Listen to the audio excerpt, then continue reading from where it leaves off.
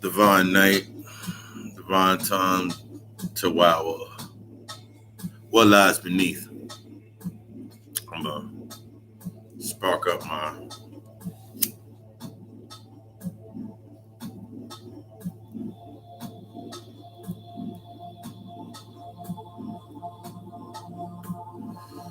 nutrition. Give the ancestors their power.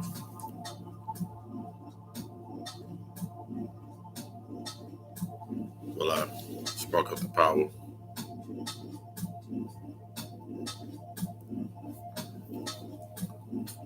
What lies beneath? There's a lot of different aspects. I got my charging devices. Because we're going to do a lot, get into a lot tonight, a lot of energy. We're going to be circulating, bringing up tonight. A lot of power. Didn't mean to drop that. But what lies beneath? What lies beneath the aspects of where we are at, mentally, physically, emotionally, spiritually? The thing that gets us lost, the thing that gets us stuck in a pattern, stuck in a pattern that doesn't make sense, doing the same thing over and over again, is paying attention to the distraction or the surface and not tapping into the actual factual cause and effect. Tonight we're going to go over cause and effect tonight a lot, because we see the causes of something as I'm lighting up, as you guys are coming in. Lighting up these incense. I know y'all still can hear me.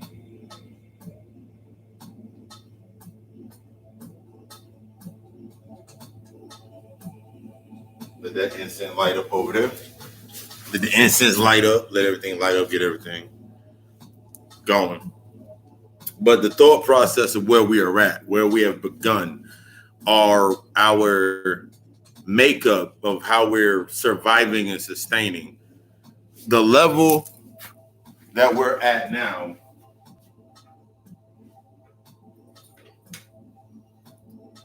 the levels that we are at now, the level that we are at now is beyond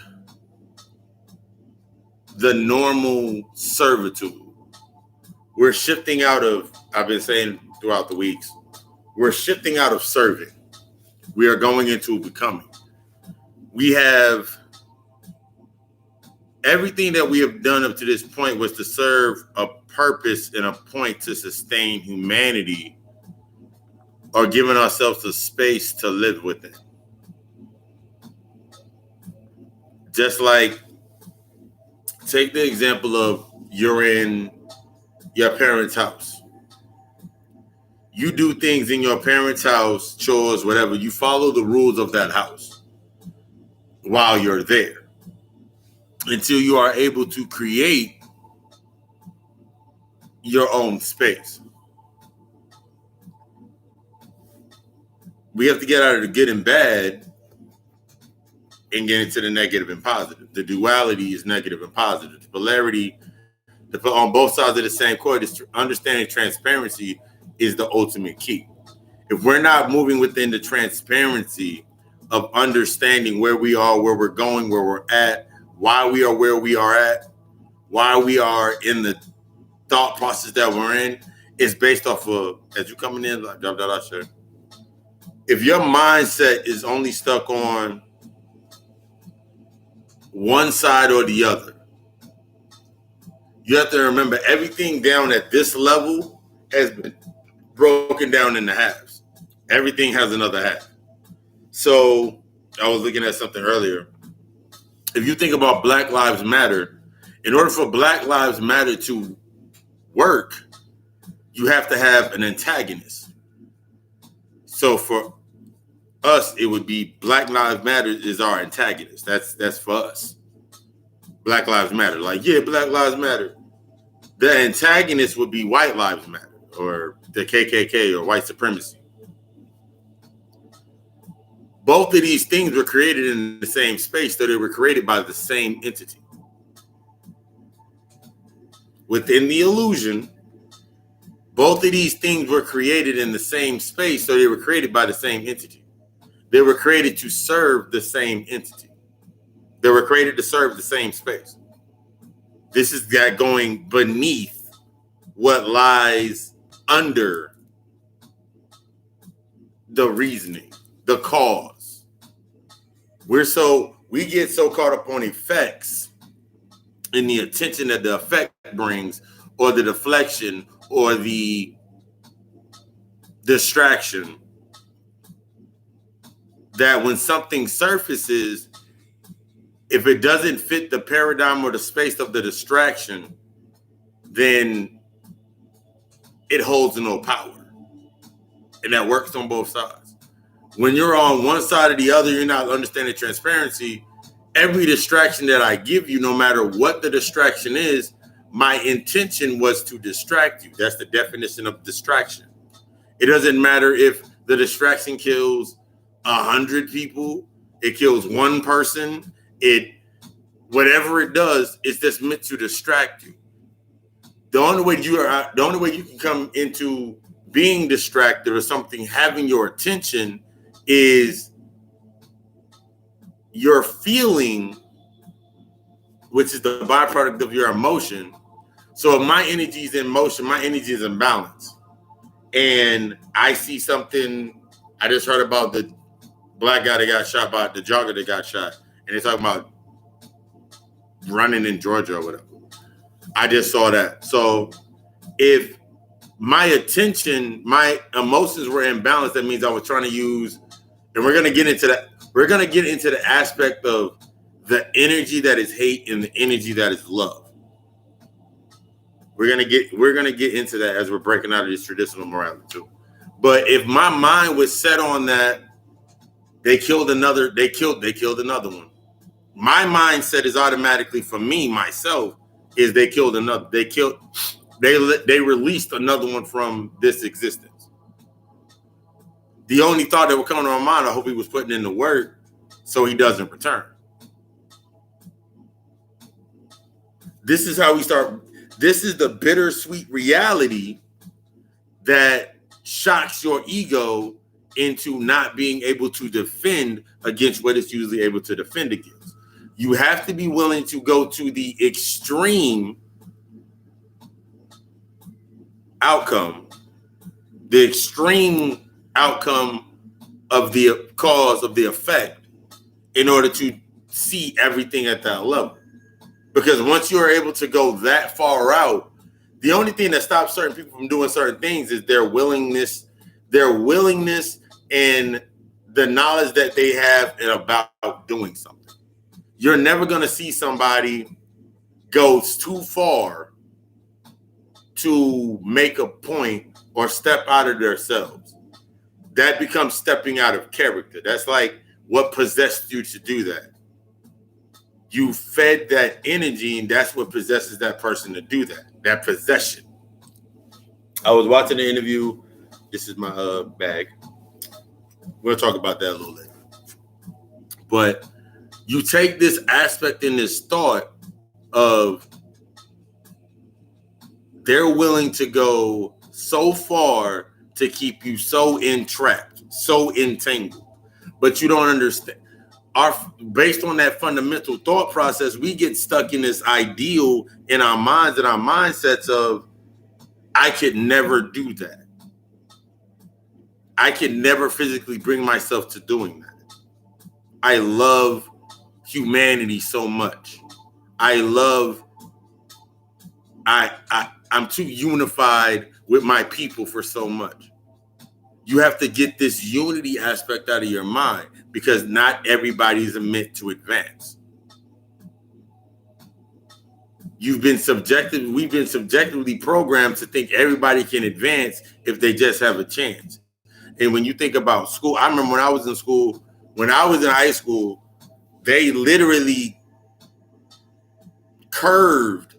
They put a learning curve or a bell curve where they were changing the grade, where like what was originally like a D was a C, and whatever was a C was a B, and whatever a low B was, a high B became an A. So they made it susceptible so everybody can be on that same wavelength. That's that programming of unity.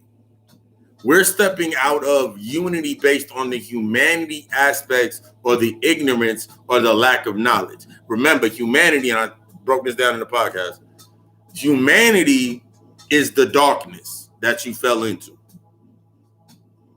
Humanity is the void of ignorance. So we understanding when you read the Gnostic text, ignorance is the byproduct of ignorance is sin, and sin translates in Hebrew to it's a Sanskrit word that translates into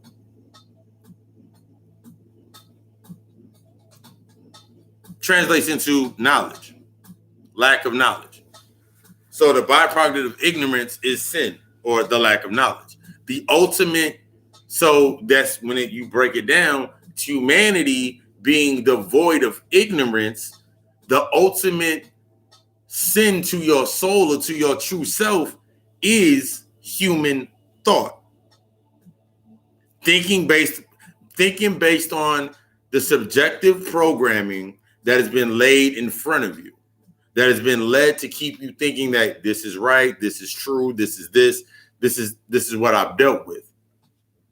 This sets you up for, even if you do, and this supermoon, this is the last supermoon of the year. Behind that, they gave you all of these distractions to keep your mind from being focused to doing what we're already doing. Once you're at a higher level, once you're in a higher mindset, once you're doing what you need to be doing and you making your moves the way you need to make your moves, once you're in the mindset that you need to be making from a higher level, when you're reading things, you're able to look at it and understand it. You cannot do anything from the level where it started. So choosing a side based on the distraction, that's the aspect of you being stuck here. That's the keeping you locked down into something. I got to go get into something. I can't be alone. I got to get into something. I'm gonna get in trouble. You ever heard people say, if I'm not getting into something, I'm getting in trouble. If I'm not doing this, I'm gonna do this. Something's gonna happen if I don't do this. Your mind is in constant conflict. So you're searching for conflict. Your mind's in constant needing of attention. Your ego is now in constant need of attention. So it's always searching for attention. No matter how it receives its attention, that doesn't even matter as long as it's receiving attention. So in reflection, everything outside of you being a byproduct or a side effect of you coming into the existence in this space, it's going to do the same thing in reflection because it cannot do any inner work. I don't care how much shadow work. That's why whenever you see like the white kid in the movie go shoot up the school, or the white kids shoot up the school, they have someone shoot up the school, or a terrorist attack, or a threat like that, or somebody just went too far. Because within the paradigm of their mental, they found out that it wasn't real on the highest end. But that mindset of shooting up the school, that's the program that's to keep you programmed in. We need to come together for humanity. But we don't look at any of the intellectual artifacts, the intellectual properties that were put into play. Because we're busy looking at that little white kid went in there and shot up a whole damn church. I looked at it, and this is the very important of transparency. We're going to get deeper into this tonight. That very important part of transparency. How do you get in there? When you're thinking on a religious aspect, where was their God? You look at aspects right now, like the crystal stores around where I'm at are not open. They don't open until tomorrow. One opens tomorrow. I'm gonna go in there. I got a couple things I gotta get. I had to find another. I found a bookstore that sold my other pieces, so I got the pieces. That's where I got my stones from today. It's not essential. Schools are closed down. Churches are closed down. They're not essential. How can a place of worship not be essential? How can a place where you learn academia, subjective intellectual programming, how is it not essential? It's playing from both sides. You're looking at it from one side, they're looking at it from the other side, where in reality, it's both sides coming together to let you realize what it is. That's the way this is how you put yourself into intuitive thought in knowing what something is, exactly what it is, how it plays out.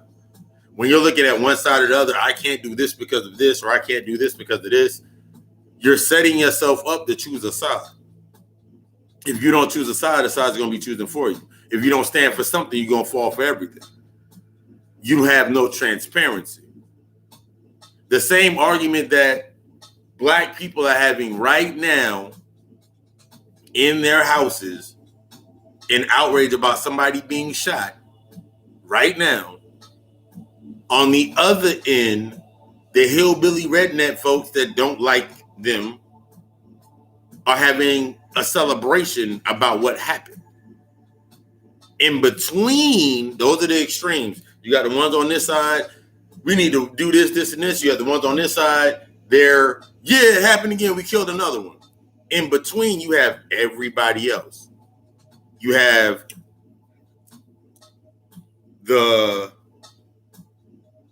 good old Christians saying, Lord, why would you allow that to happen? Then you got the little white people, the Tamahus white people siding with the Black people and saying, we're a human race. All it's going to do is cause the same campaign, the same chant. It's going to lead to the same exact effect. We need more unity. We need to come together for humanity. The aspect of love, that we had at that point in time before we came to sleep, our love created everything around us in this physical plane. We created everything. We'll read text and say we created this, we invented this. That was based on love. Love created this. The mindset that we are in now, when they're talking about hatred, if I go outside on the balcony and I got little powder plants out there and I have to pierce the soil and I'm stabbing at the soil, I can look like I'm angry at the soil, but I'm agitating the soil. I'm aggravating the soil before I plant something into it. I have to destroy the compounds of what's there in order to put something there to create something new. So you need a plan of attack. The solution don't make no fucking sense if the mentality and the ego is still intact. I don't care how many economic plans you come out with. I don't care how many guns you buy. I don't care how many communities you build. I don't care how many schools, hospitals, banks, whatever you build. It does not matter if the mentality and the ego are still intact. If the mentality is still where it's at and the ego is still intact to provide resistance so the mentality doesn't change, what the fuck is the point of me building something somewhere where I haven't changed the egos or the mentalities of that space? It's like if you go outside, if you do a cleansing ritual, but then you go around so you're now repositive, you're refreshed and you're charged, and then you go around the same negative filth, all you're doing is charging that space. That's why they're all still doing the same shit. Because you keep coming in with a positive energy, just being there with your energy, not understanding your energy and your power. You just being in that space where it is already a negative space and you coming in with positive energy, you're charging that space so it can stay in existence. The best way to help somebody is to get the fuck out their way. The best way to help someone is to get out of their way. Drop the seeds, drop what you need to drop off, and get out the way. Allow it to take its course. Because you just putting positive energy, you're just circulating your positive energy into this negative space, trying to make it look pretty. And the most that you're going to do is fix the basketball court. The best you're going to do is reopen up a storefront. The best you're going to do is to create something to sustain the lockdown in that space. If I sat here, and this is going to that higher level of understanding, as above, so that below, as everything trickles down. If I was to go to Red Hook right now, Red Hook, New York, or go to any space in anywhere, any impoverished, any ghetto, any projects, and I put in all this money to put in playgrounds, put in new plumbing systems, new electrical systems, air conditioning units. I took them shits from, and this is the crazy part, because the first projects that were built in the 1930s by Trump's father were in Queensbridge, and they were the first Trump Towers. And they were the first projects built in that area. So motherfuckers back in the 1930s that had a crib built by Trump in that space, they were living in the Trump Towers the entire fucking time. Just something to make you think about as we go forward. But I can do all of that, new coat of paint. It doesn't matter what I did. If I didn't instill some type of re-education, unlearn and relearn paradigm program into that space is going to go right back to shit in 3 months. Because all we're doing is sub-level external shit. Enough to get a reaction. Based off, and all that's showing us, if you're doing something to get a reaction, all you're doing is setting yourself up. You're just telling yourself that I just need that distraction to show that that's my deflection. I've had several people that I don't even deal with anymore. We just fell out. They were doing the same things over and over again. Same negative consequences, same baby mama issues, same parent issues, same family, same issues over and over and over again. I started to realize that no matter what I did going into that space with my positive energy, my Zen-like energy, as they said I had, wasn't aware of it. My Zen-like energy, all I would do, I would say a couple of words that were deeper in context, but since they couldn't go deep, they haven't done the work, that groundwork to go deep within themselves first, the seed laid on shallow earth. So it just died after a while. Somebody else came in majority, in unison of that negative energy, and they fed upon it and said, yo, let's just drink. Let's just do this. Let's just do this. Let's just do this.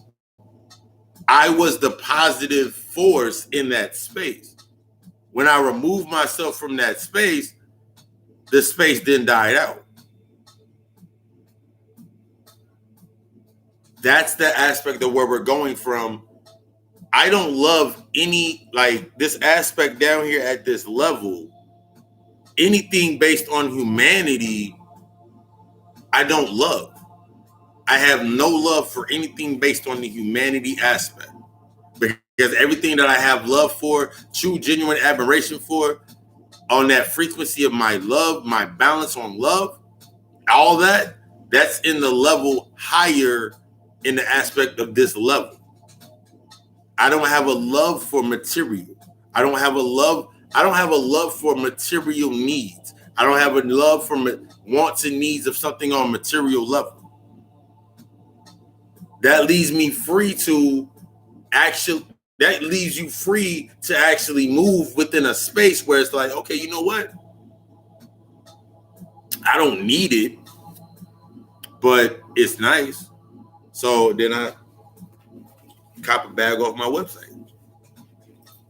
I don't need the bag, but it's I created it. Therefore, it's an indulgence that's of a higher sense. We're getting stuck on this aspect of we got to save the world. There's nothing to save here. You can't say. If I'm the dude that says, yo, I can get all the bitches.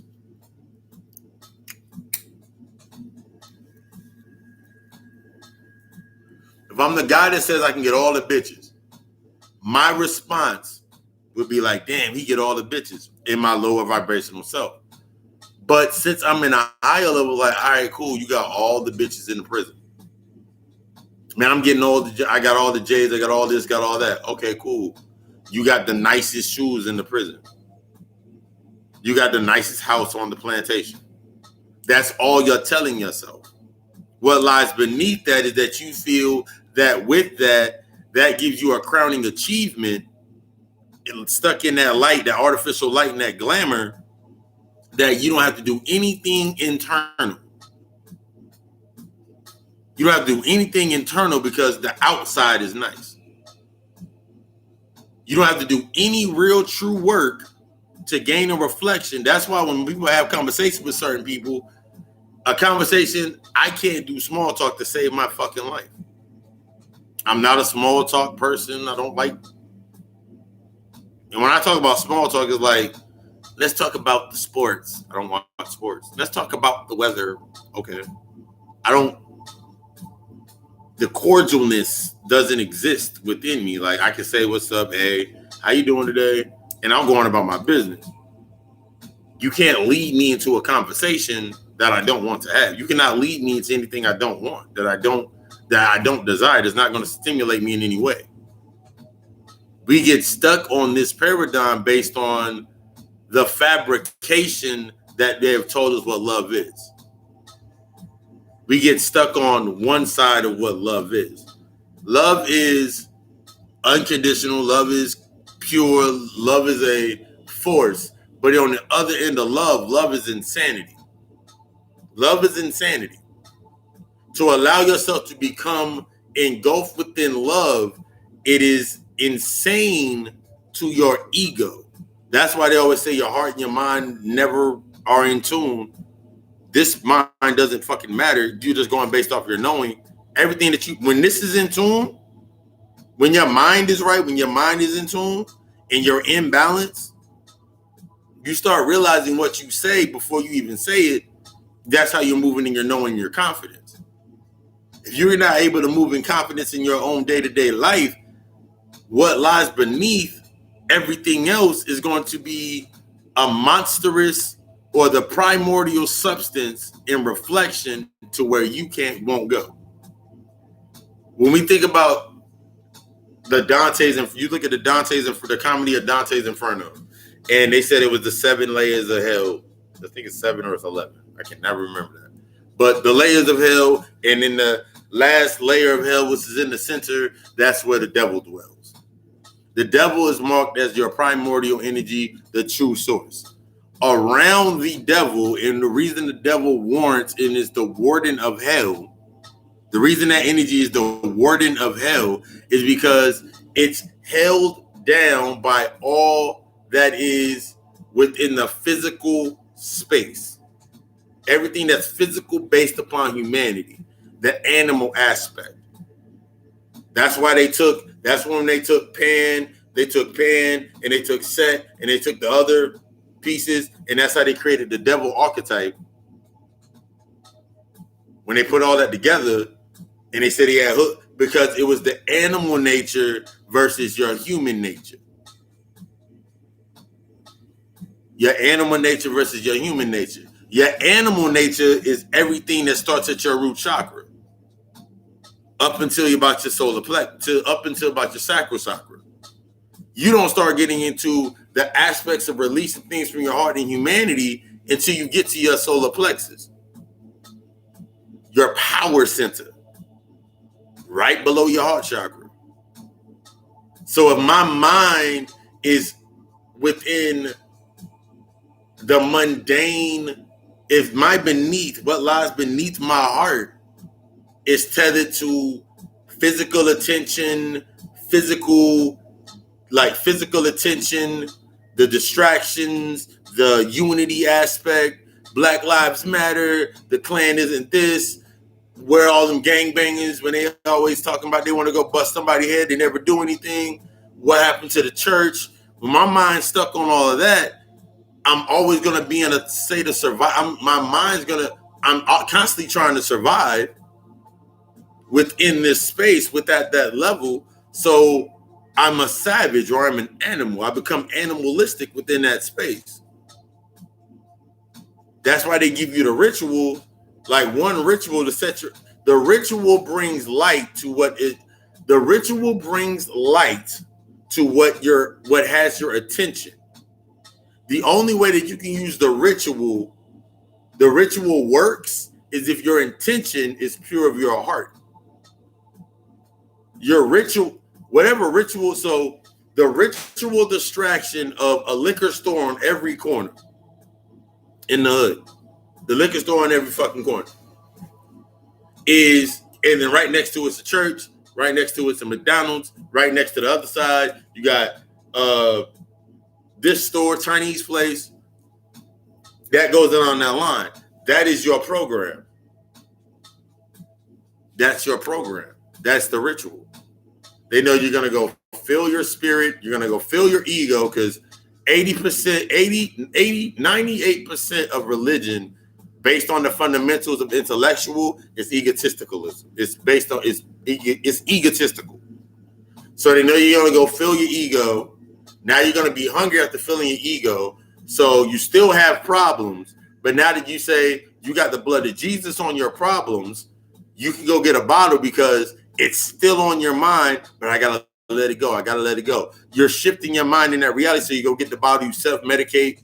We're going to get deep into self-medication. Self-medicate. Now you're hungry from the night before. Now you go get something to eat. So you go to McDonald's, whatever these processed food centers. And then that becomes your life. That becomes your reality. That becomes how you survive. You're on a clock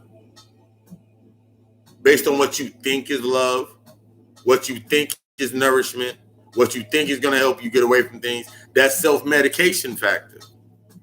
These energies, these entities are attached to us based upon whatever was done before. That's in your DNA. Something that's within your DNA. Until you're able to acknowledge the original cause, or the cause from where you started at, you cannot create any new effects. Some motherfuckers' mothers was some people's mothers, even some people's daddies, was sucking dick back in the day for a fix. You got to be able to accept that, not in the aspect of, oh my God, my dad sucked dick for crack, my mom sucked dick for crack. Not for the aspect of, oh my God, I'm being emotional in it. It's for the aspect of like, damn, that makes a lot of sense why everything came out the way it came out. Once you're able to start pinpointing these areas that what's under the hood, once you're able to start pinpointing these things, you'll start to see why certain things have to come into play for certain things to come in to effect. Why certain things had to come into play for you to go to a certain route. If I didn't go, and yeah, you end up at the same space, but it's the experience. It's like someone to say 2 + 5 = 9, but so does 3 + 6. That's true. Many paths to one space. It's your experience that matters. And it's also your experience that doesn't matter. It's your experience that matters. It's the path that you took that matters. What you learned within that path, what you learned within that space, That's what matters. It isn't where you end up at. It's what you learned against that road. Because if you're focusing on, if I was focused on getting to school, graduating, getting my bachelor's and my master's in psychology, my mindset would be like, okay, after I get this master's in psychology, then I'm gonna go then I'm gonna go get my doctorate, then I'm gonna be a licensed psychologist, and I'm gonna help my people by being a licensed psychologist. Not realizing that the deeper that you go into that space, you must do things based on that level in that space. I already know based upon the problem things that I had to uncover in shadow work, it's a process. But I have to create the space for that lineup of that energy for that to come online. So I'm ahead in certain aspects and when I create something, because I'm not creating it for the sustain of something. I'm not creating shit to sustain that space. I'm creating something to destroy the outcome. Bring forth Armageddon. Bring forth Armageddon. That's my mindset. That's my motive. That's my whole entire thought process. Remove humanity, destroy ego, and create the conduit for what it means to have no ego and no humanity. Create that example, create that space over and over and over again. That's the mindset that we should be in, because this is in realizing that everybody is not coming to where we're going. Everybody ain't gonna get it. Everybody's not meant to advance. They had us stuck in that subjective thought. Everybody that was on the little league team got a little trophy just for participating. This ain't no everybody. If you come in, as long as you show up, you ain't even got. You can bring paper plates to the fucking cookout. You get to get something to eat just because you can. You got to put in the work, or all you're going to be doing is going back and forth on which side of the fucking board, which side of the board can you sit on and be within, and you're going to be okay. Am I going to be on the love and hip hop side? And the side where everybody's talking about conflict and chaos, or am I gonna be on the side where everybody's like, "Ooh, the peace and the light, and if we stand together as a unit, they can't destroy us all"? Or am I gonna be in between, learning from both sides as I can rise higher? The negatives and positives from this space, the negatives and positives from this space are charging everything that's within me as I'm becoming whole to myself. The only way I can do that is by working on that. That's where that shadow work comes in so fucking important. Your root chakra, based on how you survive, and I've said this before, based on how you survive, is going to be detrimental to how you rise. How you survived is detrimental to how you've risen. Where you're about to go, what's coming for you next, it's all based upon how you used to survive. That's going to be the detrimental factor in you actually going somewhere. Remember how I said earlier, if you do a whole cleansing ritual, then you go into if I do a whole cleansing ritual and go right back over into some negative energy, my new positive is now charging that entire space. Everybody doing the same exact shit in that space over and over and over again. They come together to celebrate the most mundane level of something, or they're basically celebrating their failures. They're vicariously living through you celebrating something for yourself, where it's self-contained. You can self-contain it to yourself and celebrate that to yourself, do your ritual at that moment. Instead, you still have the reason that you go to that space and you gravitate towards that space is because within that space is something that's charging you. Something over there leaves you charged. Something over there has your attention and can leave you distracted from actually what comes up when you, just like we do. and I'm starting to do spiritual baths and spiritual detoxes. When you do a detox, everything comes to the surface. Everything comes out through your pores, through your piss, through your shit, through you throw up sometimes, you might cry. Everything gonna come out to the surface. Then you have beautifully smooth skin like this. Anyway. But everything comes up to the surface based on that level. Everything comes up. Because now you're moving at a different vibration. Your body is now vibrating. It's going into that frequency, so it's moving faster. So all of the toxins are being shaken. All of the toxins are now being shaken loose. The toxins need something to feed upon that's of the same conduit of that toxin. What it is, brother, say, Shay. So the toxin has to come in that manner, shape, and form. So if I go into my kitchen and I take my black walnut, I take my other two roots, my stronger root, and all my other roots, take my stuff, that's going to knock shit loose that's in my body. The only way that the shit is going to live within my system, this ecosystem that is me, this automaton, is if I put something back in my body that is in the same rhythm of that, on that same vibratory rate of what that is. So if I feed the poison thrives. But if I starve the poison and allow it to come out, if I allow myself to come out of that space and I have no need for that space, then I'm free from that. I can no longer, nothing over there can get to me. Earlier in the week when I did Mondays, Moon Day, 7:45 meditation elevation, I was like, if you cannot go 72 hours without something, it is tied to something deeper within inside you that has made you a servant and a slave to it.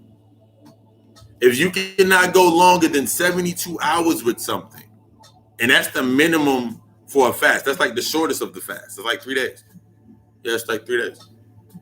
That minimum of a fast for 72 hours. If I cannot go without Boston baked beans for 72 hours, I can. I can go without that. I can go without that for 72 hours. No problem.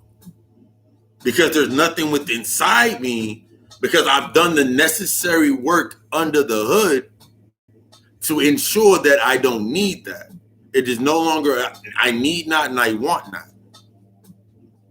So everything that I would need to do to get that or subject myself to in survival mode to get that, I don't need anymore. I can see what it is. I can see what that space is. I can see that every time I go over here, it's the same 4 people in this space doing the same exact shit. The only time that they seem to be able to come together on some type of unity is talking about the same negative shit. Let's all gather around and talk about Trump. Let's all gather around and talk about Bill Gates. Let's all gather around and talk about this, that, and the third. Let's use our hatred. Let's voice our hatred towards something that's external.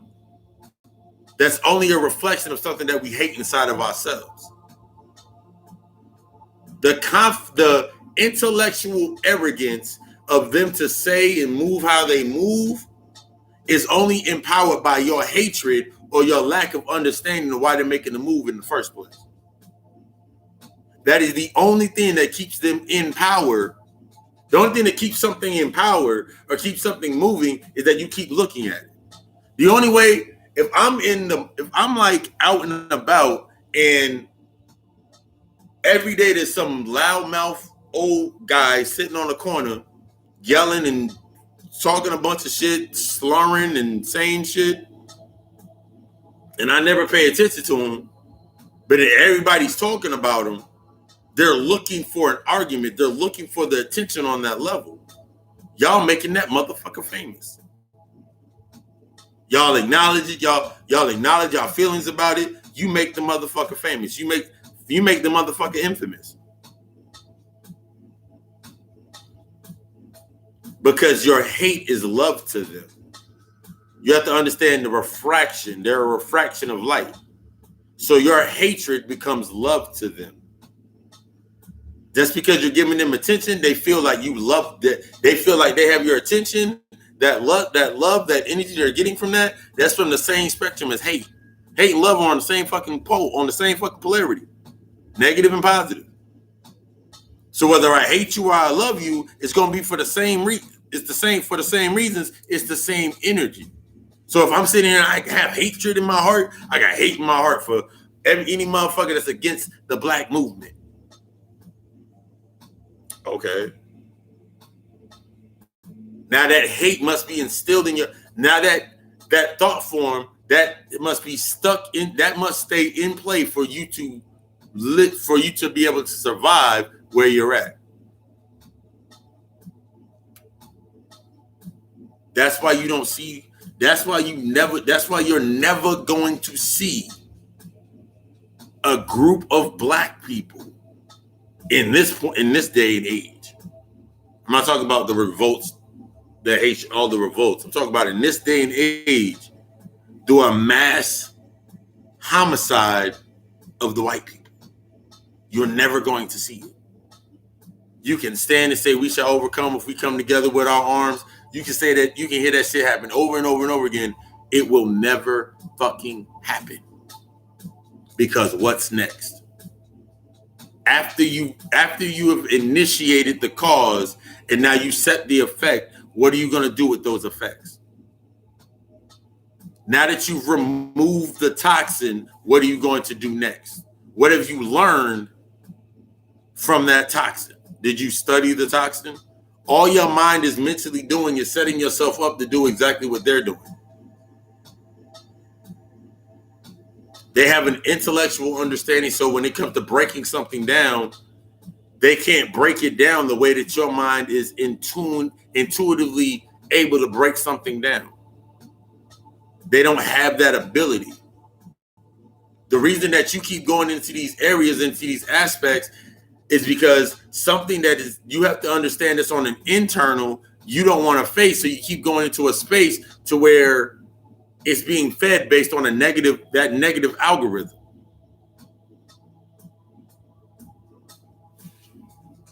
Like, I got a brother, love him to death.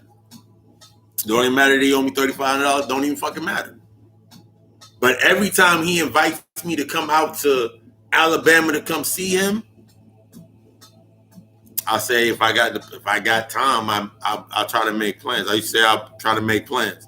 Just to make it so it coached and it made it sound good and it made it feel good. But then after a while, I was like, I'm not gonna come out there.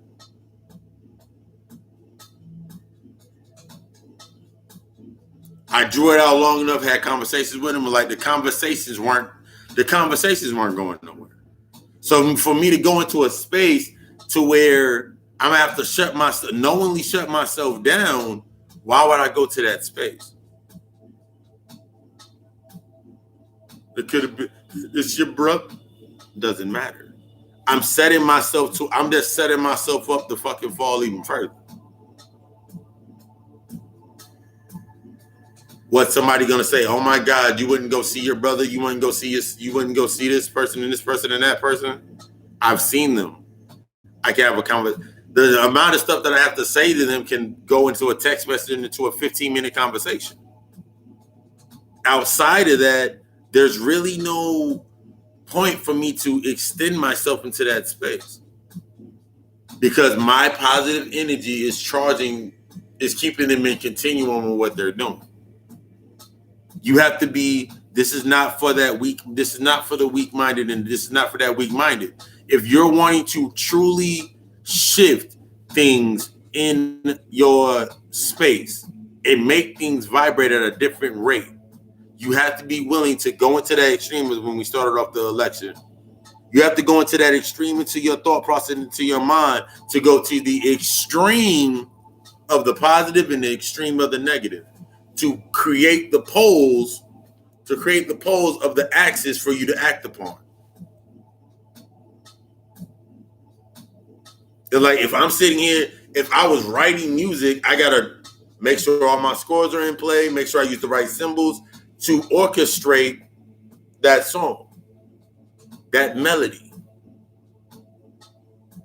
Everything has to be in place in order for it to move. But I have to have the understanding first of how that environment plays out. We're stuck on how this environment plays out, and then we get surprised when something happens in this environment. The entire fucking environment was built upon chaos.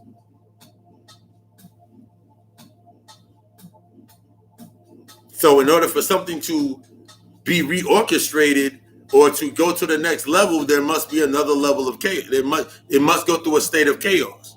It has to go through a state of chaos. It has to go through a state of rebellion. It has to go through a state in order for new energy to be cultivated. The combustion engine in your car. When the piston goes up and it hits that engine, boom, and you go somewhere. That's the aspect. It has to be chaos. But based on if you're basing it based on this intellectual paradigm at this lower level, then your mindset's not going to be going into the form of chaos or understanding what chaos is or making that move.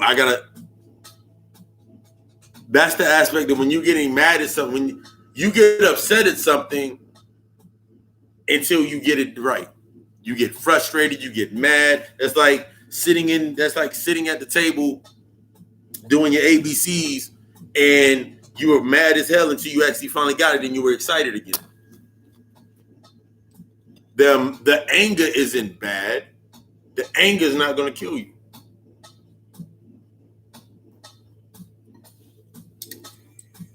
It's your reaction or your feeling that is going to kill you. What part of it kills you? What part of it kills is totally up to you. Remember, energy doesn't die, it just will stay asleep. So your soul ain't gonna die, it's just gonna grow further starved, searching for something. So it's gonna emit from a lower frequency. So if my soul's vibrating and my body's on a lower frequency and I'm soul searching, I'm looking for something, I'm looking for love, I'm looking for money, I'm looking for excitement, I'm looking for something. My soul looking for something to survive within. It's going to send out that it's going to send out that energy on a low pulse, on a low vibratory rate. And I'm going to receive things on a low vibratory rate. I'm going to receive the attention. I'm going to receive attention.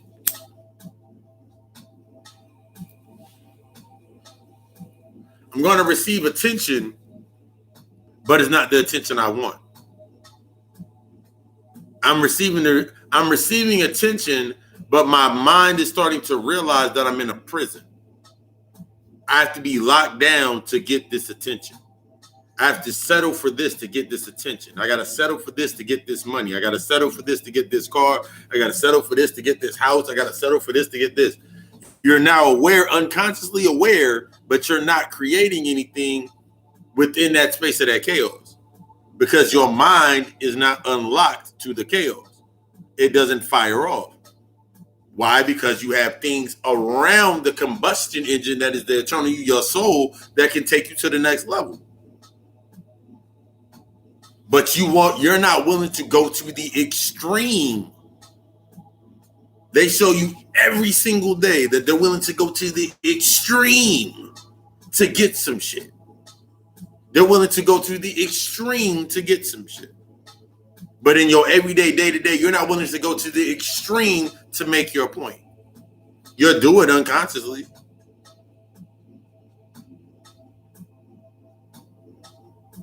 You and your lady live together. Your lady will grab her little spend the night bag, pack that shit, say she going to her mom's house, but she don't go to one of our homegirls' houses, and sit there and not answer the fucking phone.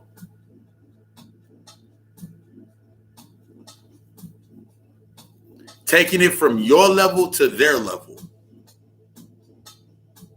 They're taking from your level. Your ideal is the confidence in taking it to your level. the confidence in us taking it to our level, becoming that primordial, that primal energy, and priming our primordial energy and becoming that monster. They already think you're a savage. I was doing some channeling. I was doing some fucking channel work earlier, listening to 21 Savage. I was having a conversation. I was talking to who the fuck was I talking to? I was talking to what was I talking to? I was talking to Rick James earlier. And he said he liked that beat off that 21 Savage.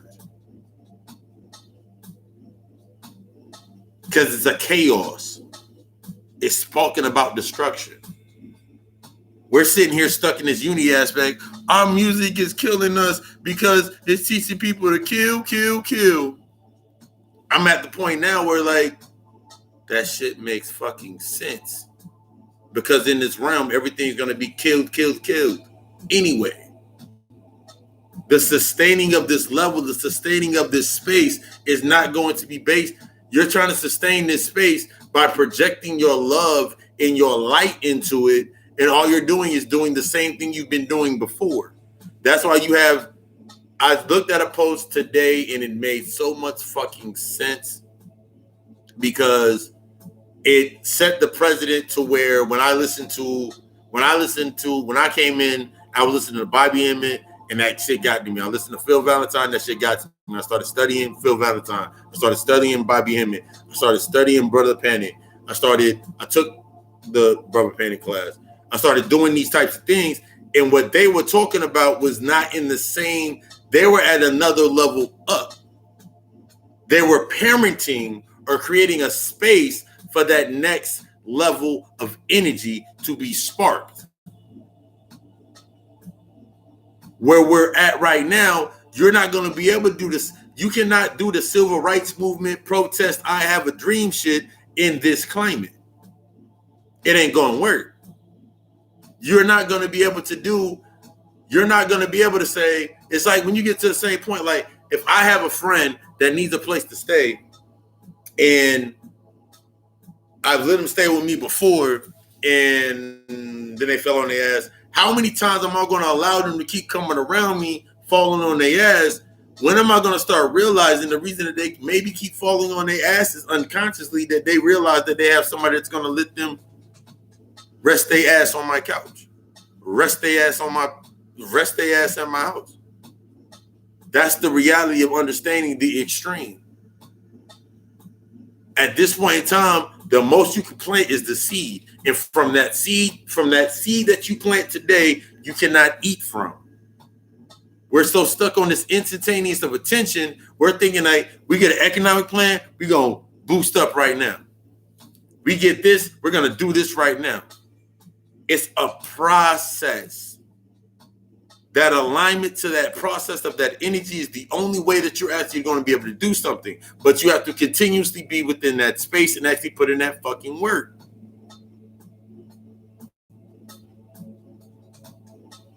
I know wholeheartedly if I did not put in the amount of time and effort that I put into the tracks and everything that I put into the podcast, the information, the knowledge that I put in, if I wasn't putting in that steady amount of work, living inside of that chaos, I could not produce anything.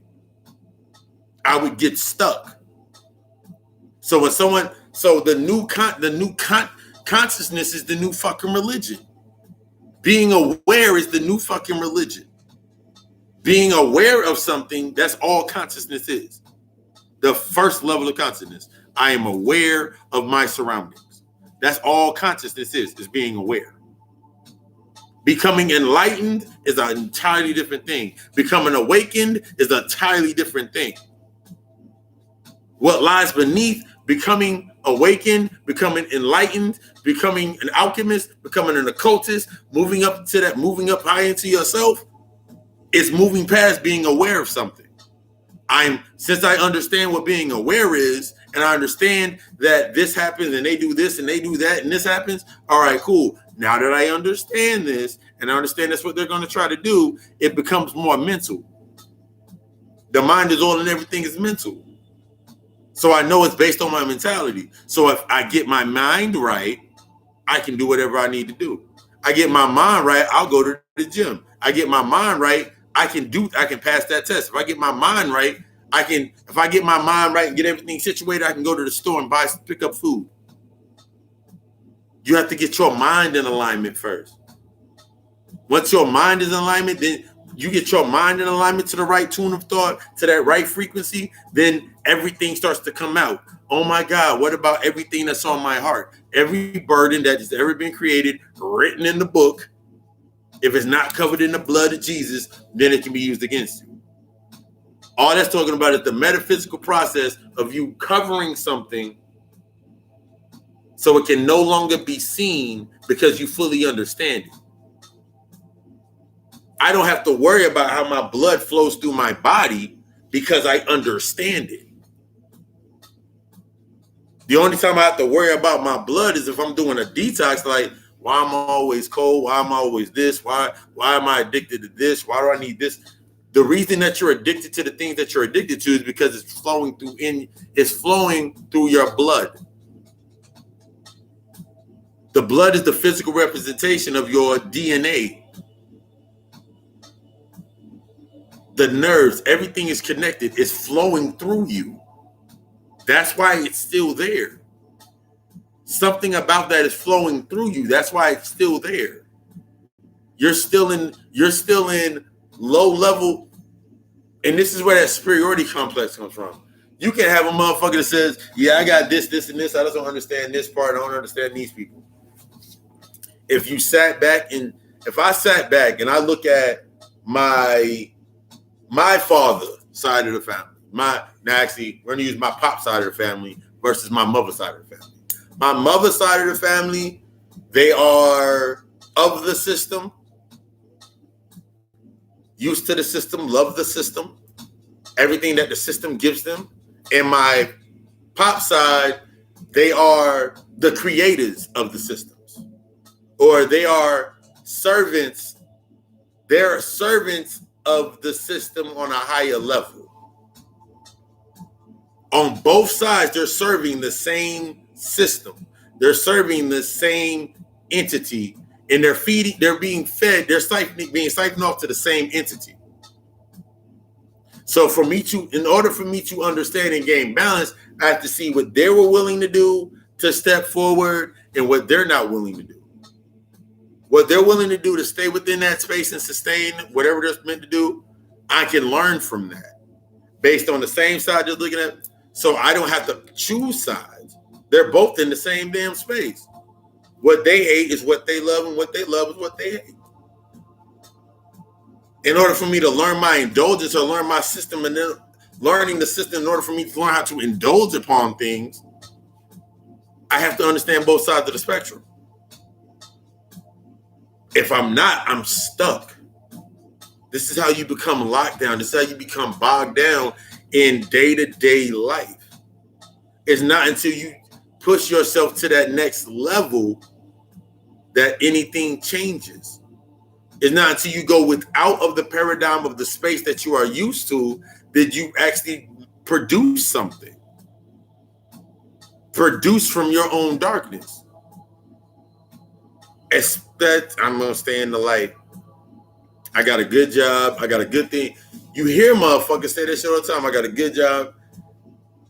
I got a good job. I got a good thing going. I got a 401k. I got an IRA. I got this. I'm good. I ain't really trying to do nothing outside of this.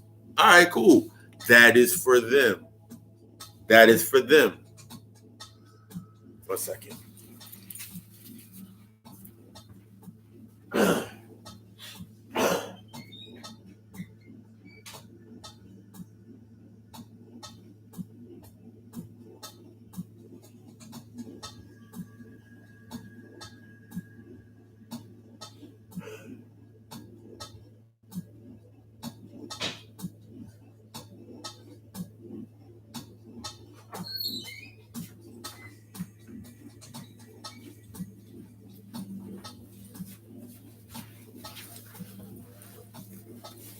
That's for them. I got an uncle on my mother's side that's been working at the same furniture company for over 46 years.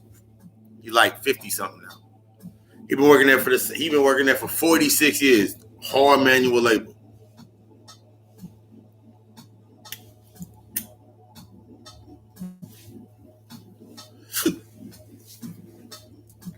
Get off, stop by the gas station, stop by the little corner market or whatever.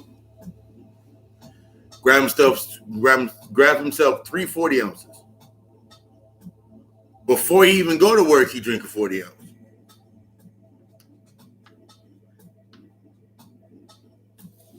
He go on break, get himself a little Miller High Life, and this is what he does. He's been doing that for damn near the whole 40 years right now. At first, he was strong as an ox, and you couldn't see it on his face. Now, he looks damn near, he looks 70 years, he looks like 70, 80 years old. He was 50. On the other side, on my pop's side, my pops has a brother. Been working with computers computer government work for 40 some odd years. Got a bad sniffing habit. Sniff his shit before work, sniff his shit on break, and sniff even more when he get the fuck off. Two sides of the same fucking space. But one will look at the other one and say he's stuck up, and the other one say they're a lowlife. Classism. The only thing that's fucking different is the bars that they're behind. They both have a hatred for each other that was created by them based on their perception. This person can't see this person's light, and this person can't see this person's light. So they're arguing back and forth over the same exact issues because they think they have a different status within the prison. So you'll never see that unification that I hope we get unified. There's not going to be a unification.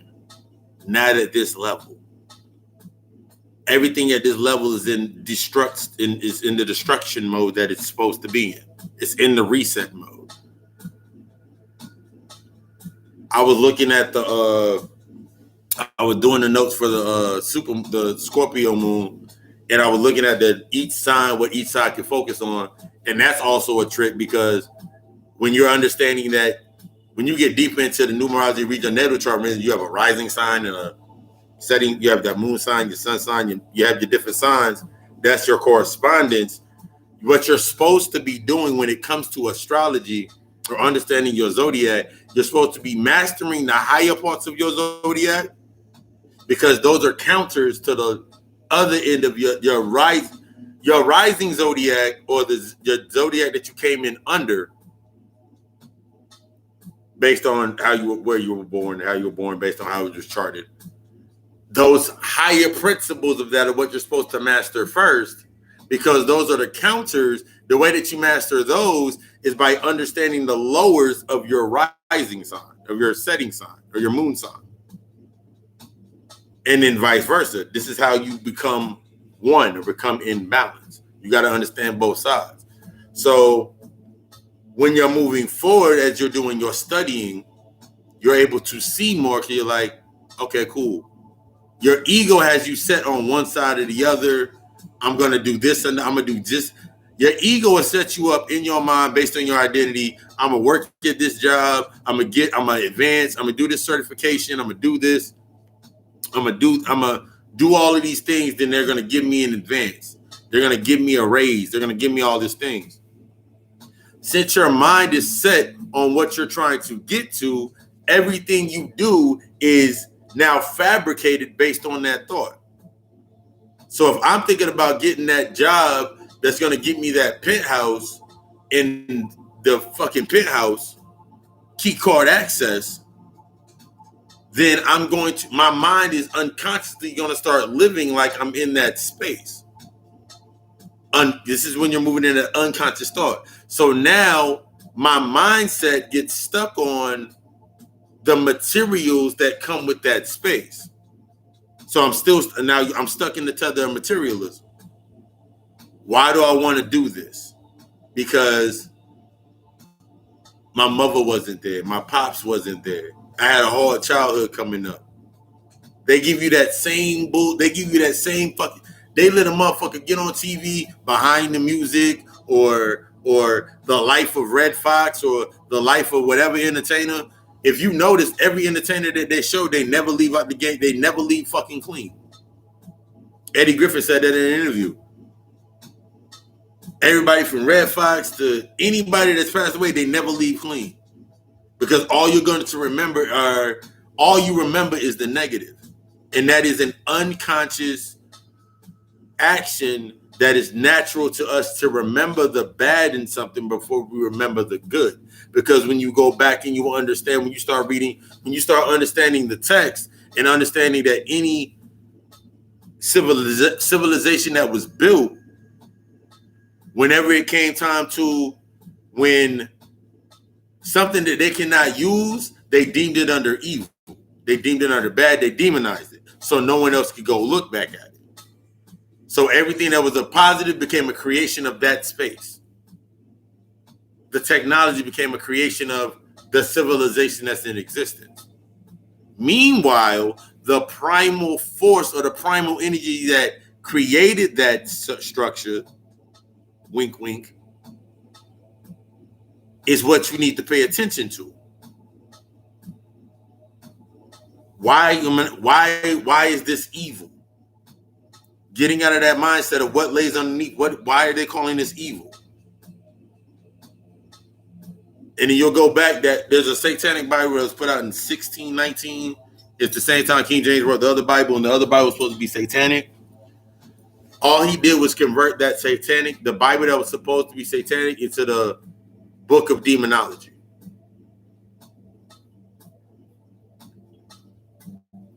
All he did was revise it and put it under another name.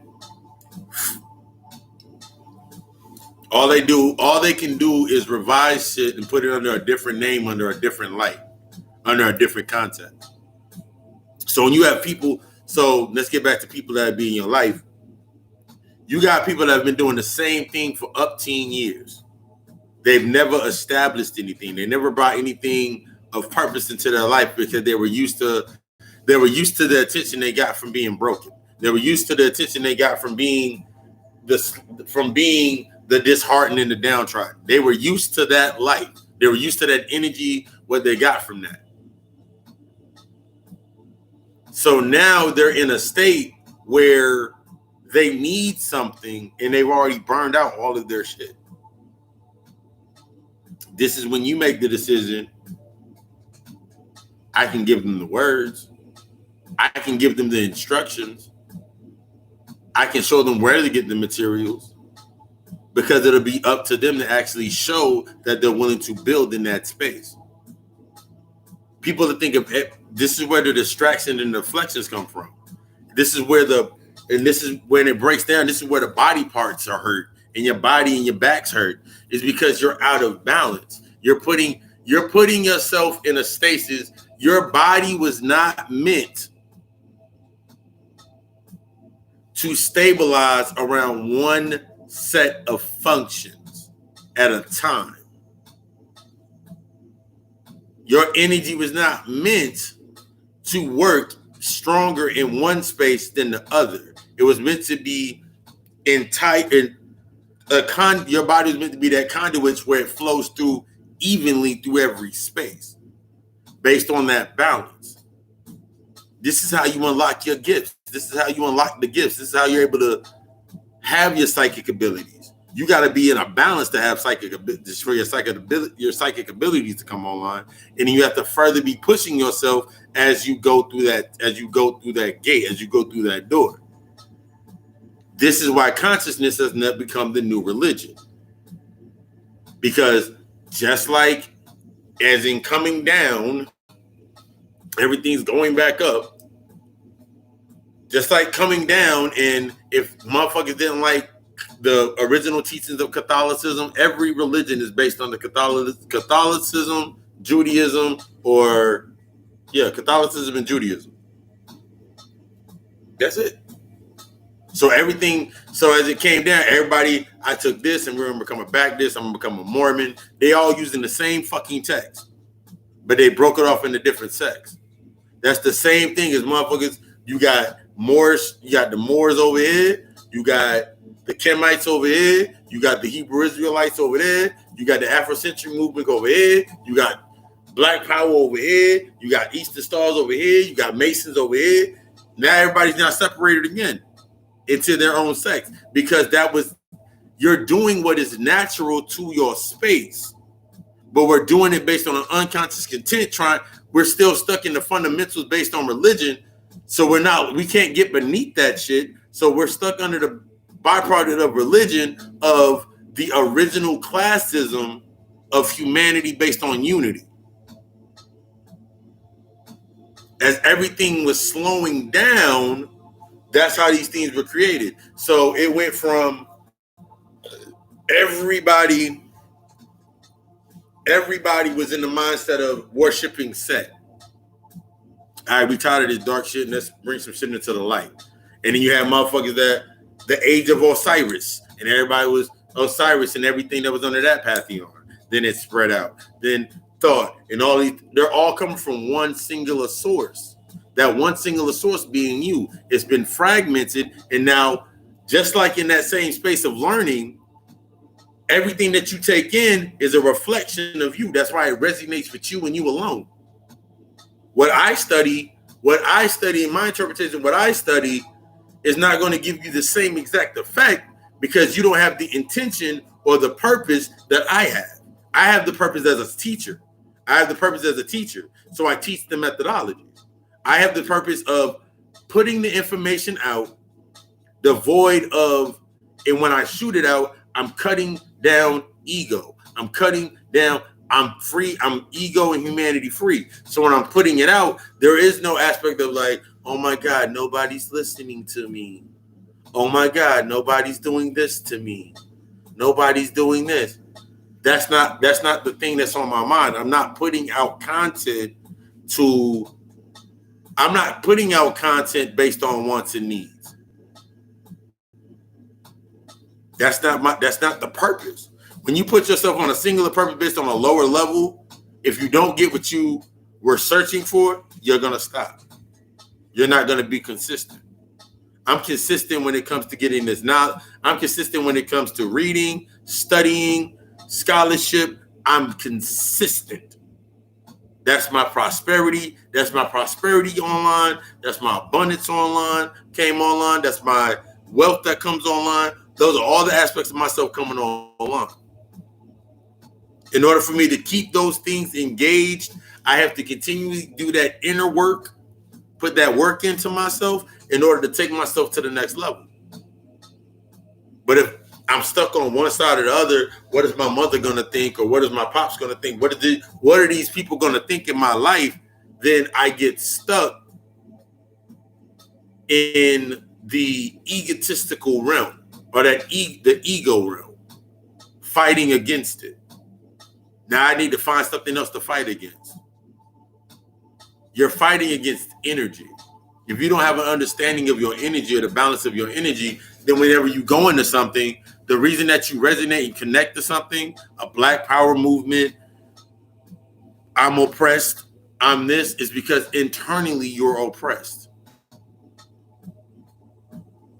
Internally, you feel like you have no power.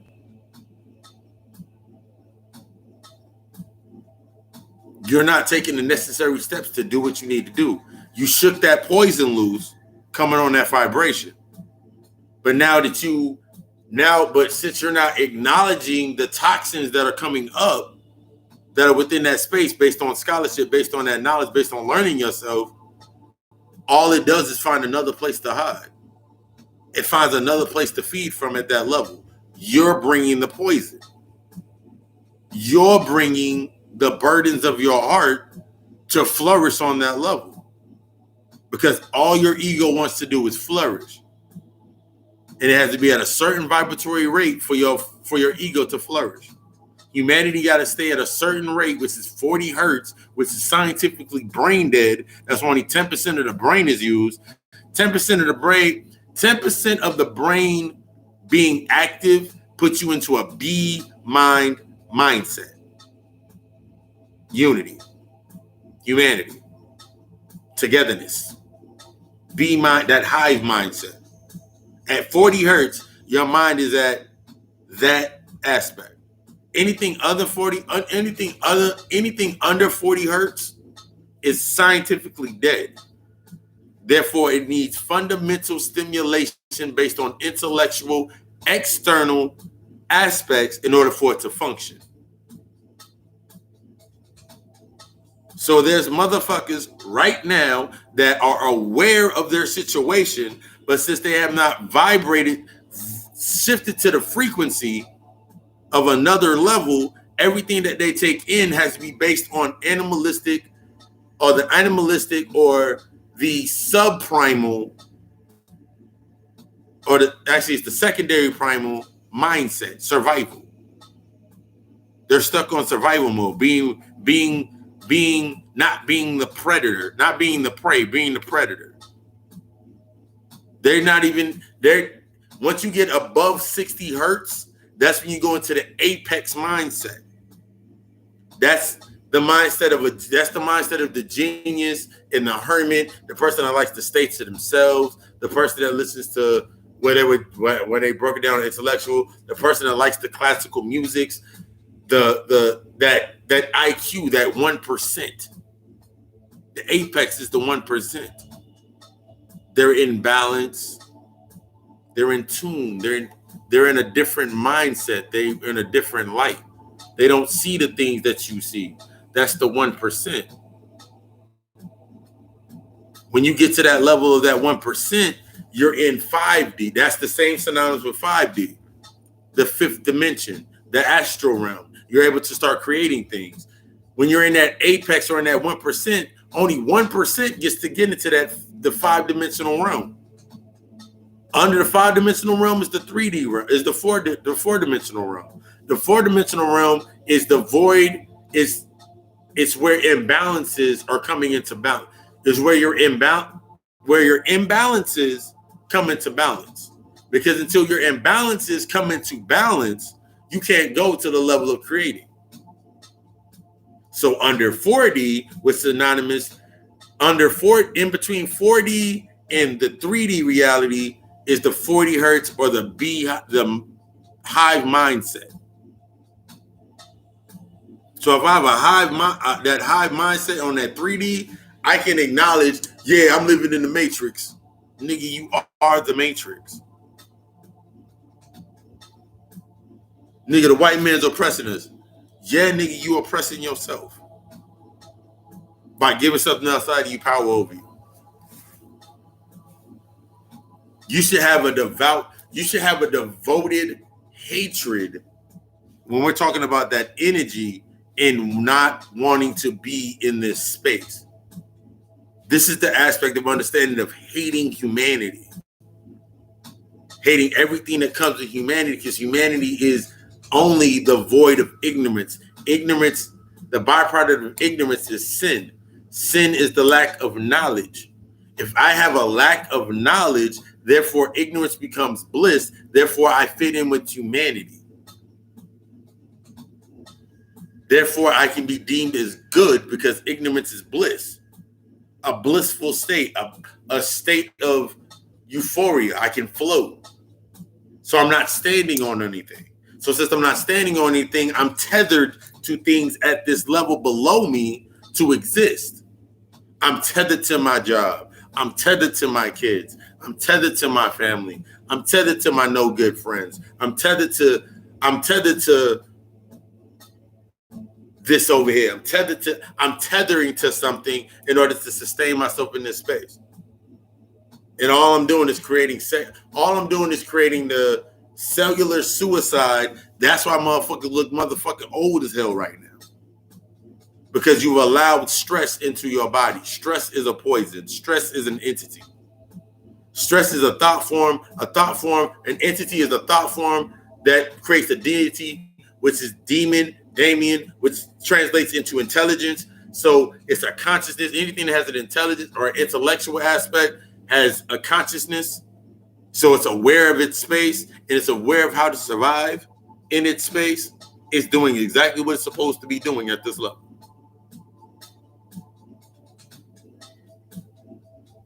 What lies beneath that shit?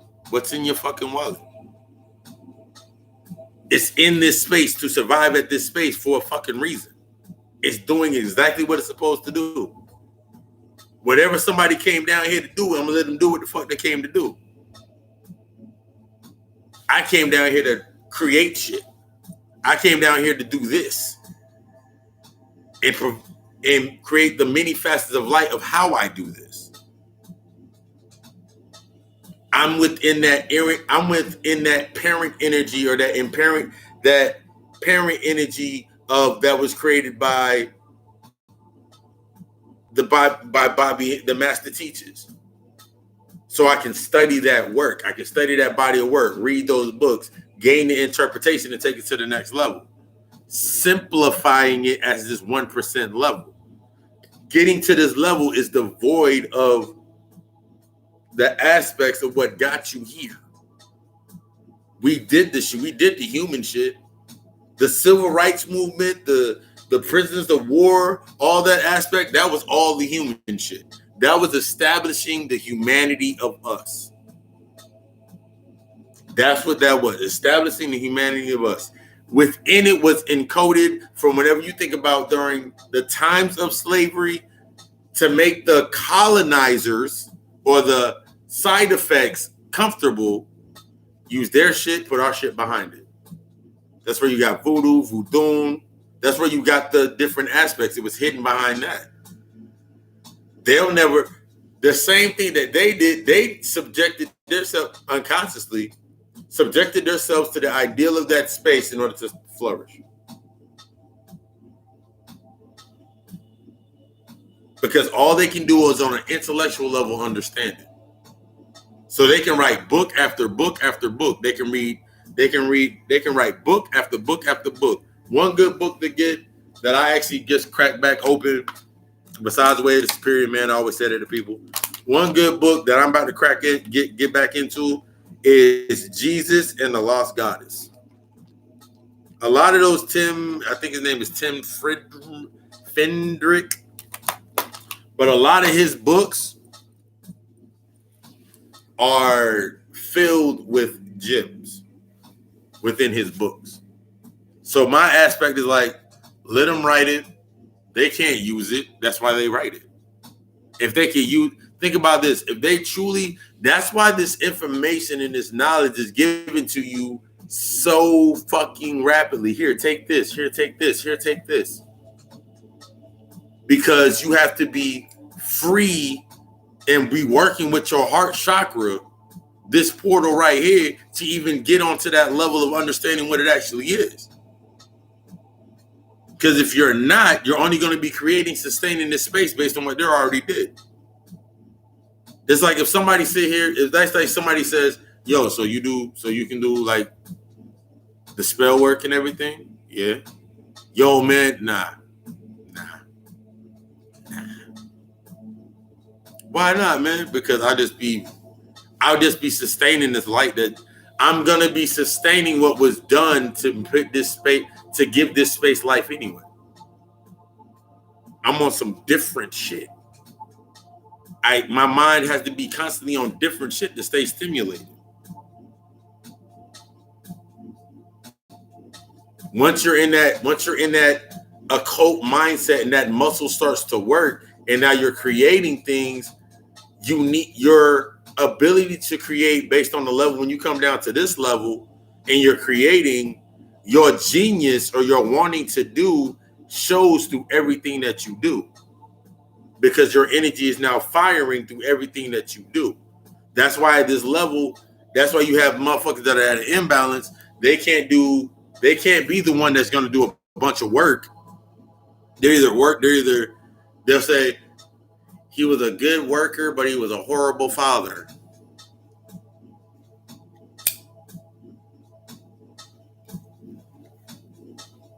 With them, he picked a side.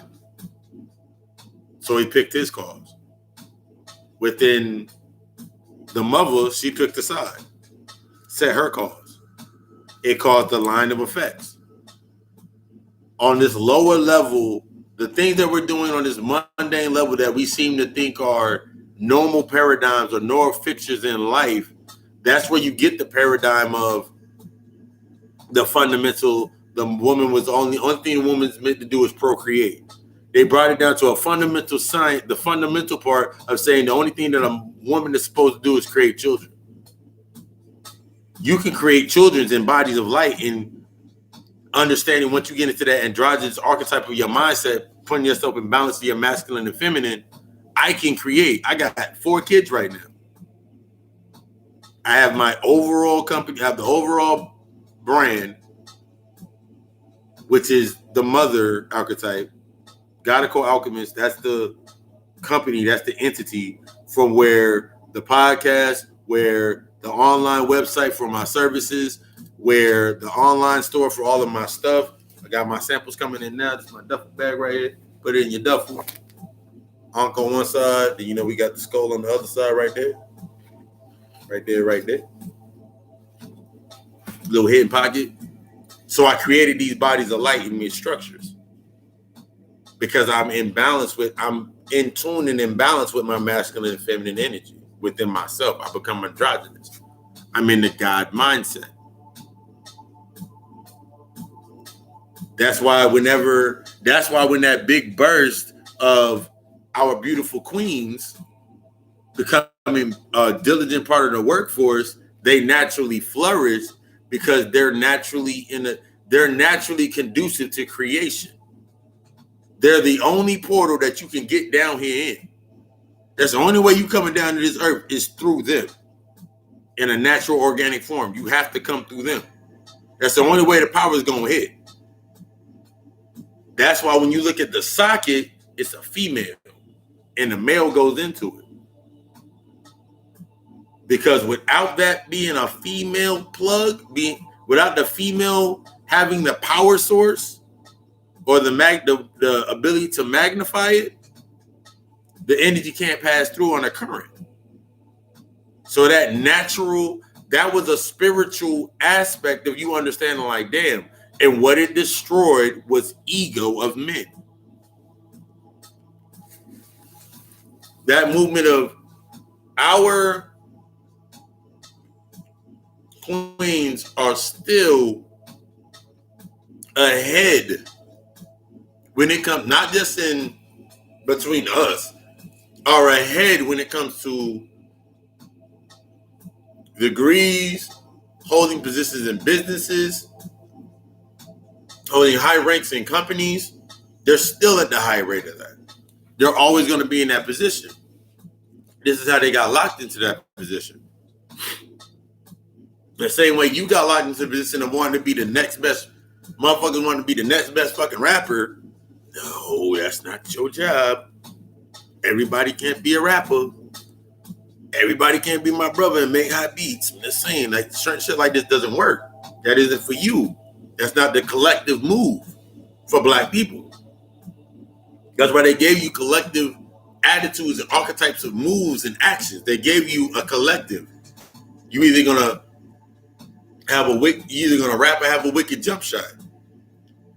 I know motherfuckers that right now they're like 6'4", 6'5", and they working at fucking restaurants. And when I look at them, like, nigga, why ain't you playing? Like, and so I'm like, why you ain't playing ball? And I look at the person move like that nigga ain't got the coordination. That ain't for them. We have to step out of this unified, unilateral, or singular thought that we're only meant to do one thing.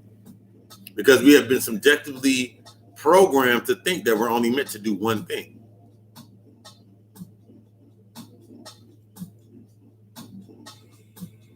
So when we look, and then that boils down to the classism, which creates more classism, the status level created classism, which created moralism, which created the traditional way that everything stands.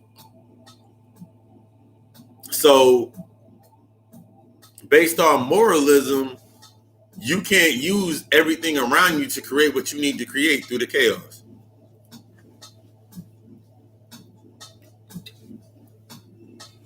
I was listening to Corona when I first started hearing about the coronavirus, that old ass song by the nigga named Corona, Rhythm of the Night. I was listening to that the first time that shit had dropped.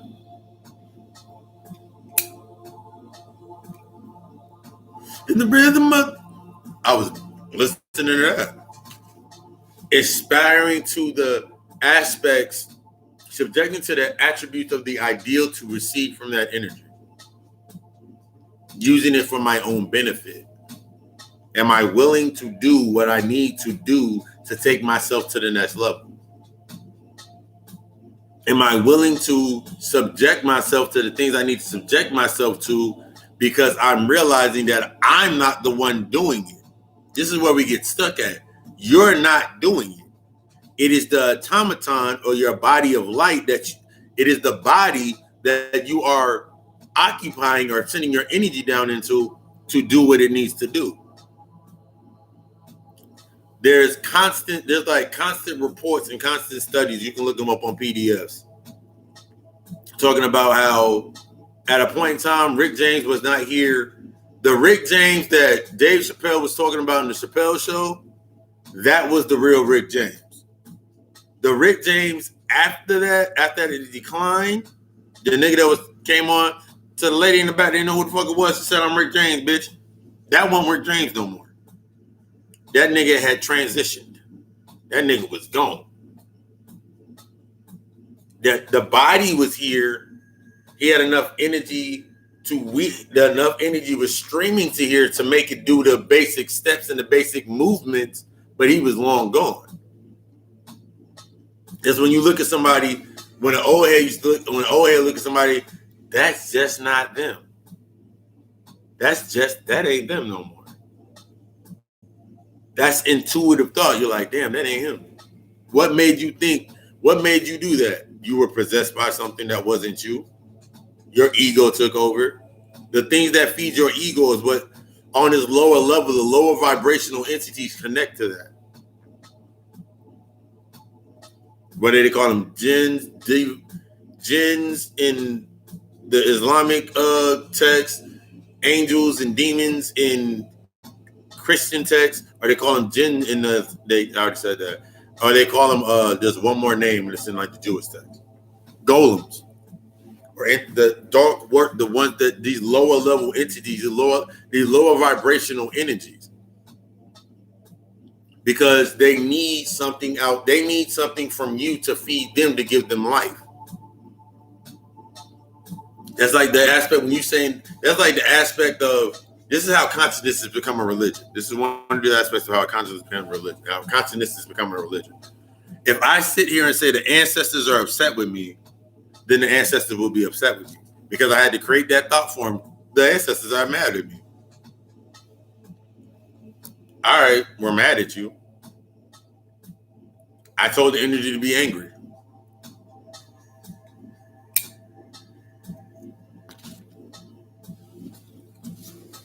If I lit this and put it into my mouth, the wrong end of it, nigga, of course it's going to be angry. Because I'm not using it in the way it's supposed to be used. I'm not doing, when people are stuck under the archetypes, whether you're looking at the Orishas, so you're looking at like Ifa,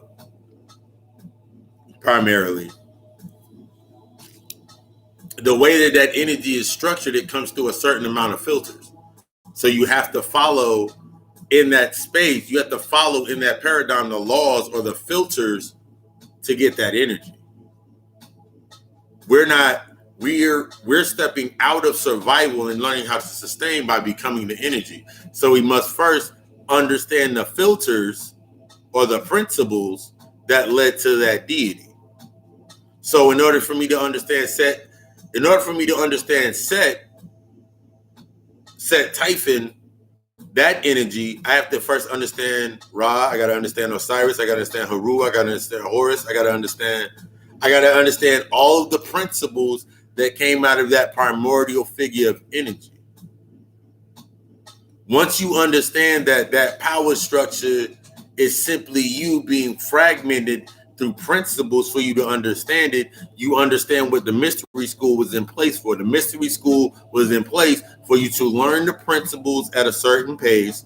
You got to the next level, then you were told that all of these principles were you, and then you went to the next level in factoring in and how to turn it from being external to internal.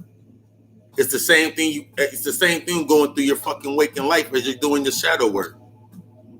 When you got certain people in your life that have only sustained a certain space based on negativity, it's because your mind is still stuck within the negativity. You haven't learned from the negativity yet. So all you're doing, it doesn't matter what you do, all you're doing is adding a charge or sustaining the light for them to be in the space that they're in. So for me to say, I'm going to help my people, I have to create conduits or a thought form for my people that need my help. Therefore, on the other end of that spectrum, there's going to be people in that mindset of that consciousness on that level that need my help. So we're looking at each other like, I'm going to feed you. I got y'all. Y'all my people. And then your ego's kicking in because, like, I didn't help thousands of people. It's just like the aspect when you say a white person says, if you know how many black friends you have, you're racist. It's the same damn shit. It's synonymous. If I know how many people I'm helping, then am I really helping my people? If I can set a number of people that I've helped intentionally, like I literally went out and intentionally helped them. The only ones that I can intentionally help are ones that are directly in tune with me teaching the methodology. Everybody else is everybody else. This isn't meant for, just like the energy in the beginning was not meant for the masses, it was meant for that said group. That's what this information is like. This is only meant for the 1%. This is not meant for everybody to be able to click in and be like, yeah, we all got the energy, we all got the power. Because that's when the power gets weakened. That's when that grid becomes weak and it starts to fall. As we're rising, this grid below us is starting to fall and falter.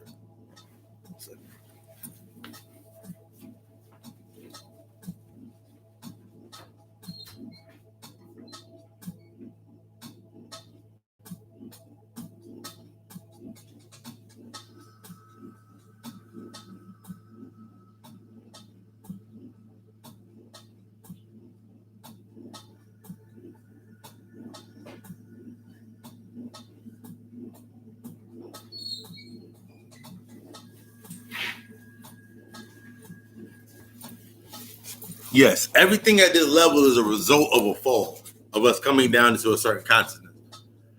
So if I sit here and say, that's why whenever you were listening to the master or the teacher and they were telling you what was going on,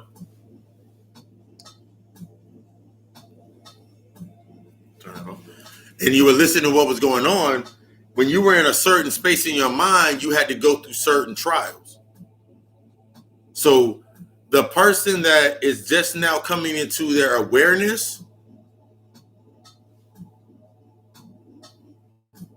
they got to do due diligence on that path to see the next level. But like, let's take the aspect of light as a feather, stiff as a board. I understood that as astral projection. You're coming in, drop that out, say, so I know you in. But I understood that was basically astral projection. But before you can even get to astral projection, this is what happens. Motherfuckers come into a consciousness, and because they're not doing the work on that, they're coming to their awareness, and they're not doing that. They're not doing that groundwork. They're not doing that shadow work. They're not doing that intuitive work. They're trying to shoot up to the higher levels. I want to learn how to fly, and I want to learn how to talk to the spirits, and I want to learn how to do this. Nigga, you can't talk to the motherfucking spirits because you still got demons you don't even understand. You still got inner workings and Damians and magics and part of you that are going to lock you down into life. You still locked down in life. You still trying to be the baddest motherfucker. You trying to be the baddest motherfucker at your social club in the environment that you in. So you still stuck on life shit. You still think you got an oppressor. You're still stuck on life shit. You still stuck on not being able to control your urges or understand the intention or understanding what you're doing is basic level sex. And because you read a book on the tantra, now you think you're doing something different and you may be doing some things, but you're not doing anything that's actually shifting anything. It just sounds nice. It's another badge on your sash as a Boy Scout. It's another sash on your fucking conscious scout banner that you can do. So that's how your mind is getting. Now your mind's stuck, and now you have to find conduits that match that frequency in order for you to thrive in that space. You're doing exactly what the entity that created this space, this substructure, the prison realm was doing already. You're only doing exactly what it's doing. That's why it's still there, because you're still doing it. The reason you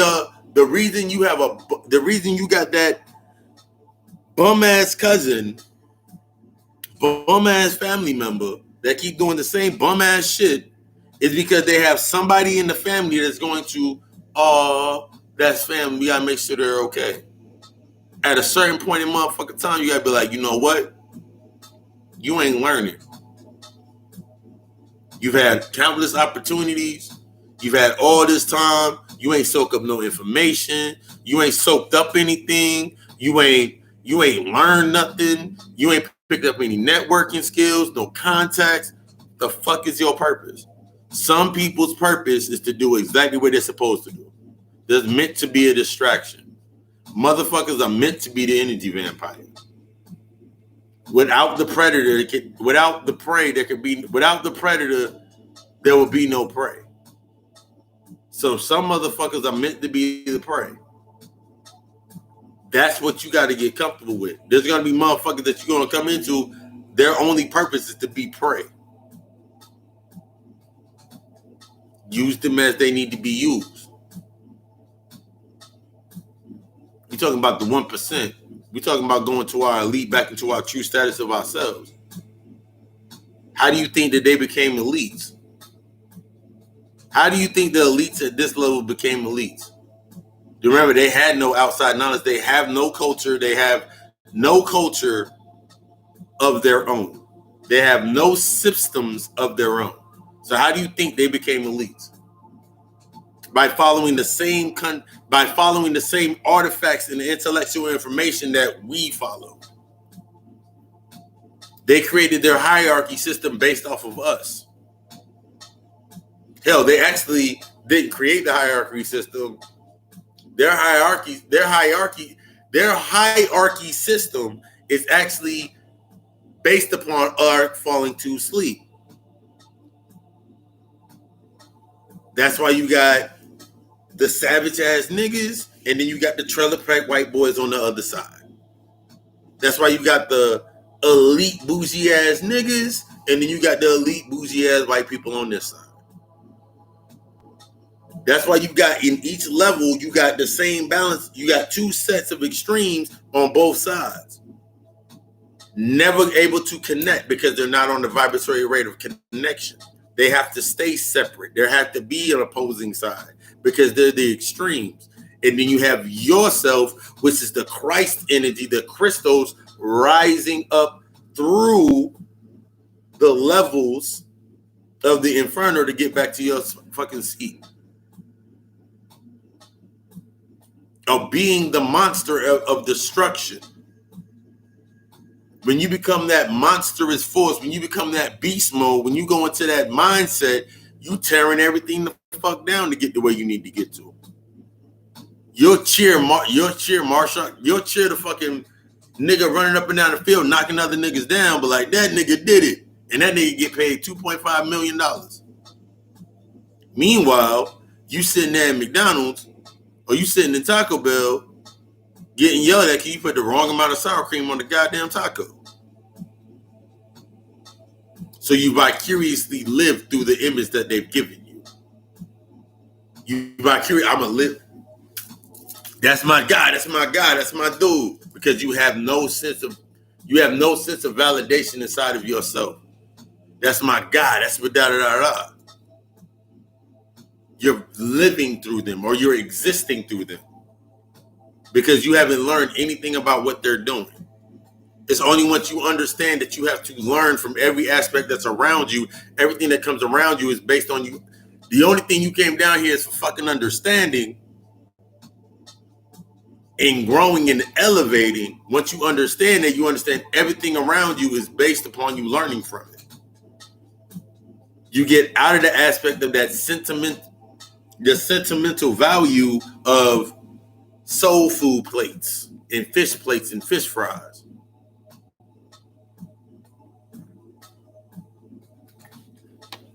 Your great aunt's 92nd fucking birthday. Everybody drugged your 92-year-old aunt out of the fucking house and all she wanted to do was sit down on the fucking couch. Who was the benefit for her? You create this pageantry to sustain humanity, and then you say things, you'll hear motherfuckers say, he was a good motherfucking person. Don't lie on me. Say I was an asshole. Say I was a fucking monster. Say that that's the truth of me. Speak the truth of me. That way I'm in the truth. That way, in order for them to understand why that happened or why I went that route, the truth can come out. This is that generational curse breaking shit. We get into this fucking habit of if the pedophile of the family dies, motherfucker's still gonna be like, he was the light of the family, he was the deacon in the church, and they say all this bullshit because it's sustaining the legacy based upon a fabrication. So now that this motherfucker's transition, you can't say shit about this motherfucker. So since you didn't acknowledge the trauma, it continues to the next generation until it devolves, because everything goes through evolution to de-evolution to evolution to shift the paradigm. So that's why you have the timeline of events within this context as constraint of where music is at.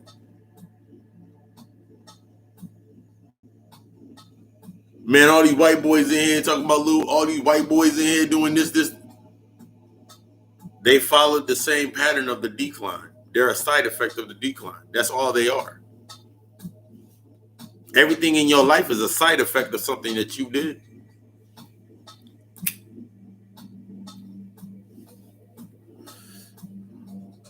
Do you learn how to work with the side effect, or do you stay within the space of the side effect itself? How long are you going to sit here and be mad at a side effect? That's only a reflection of something that's going off inside of you that's in imbalance. The side effect is an imbalance. The side effect is a reflection of the imbalance that's within inside of yourself.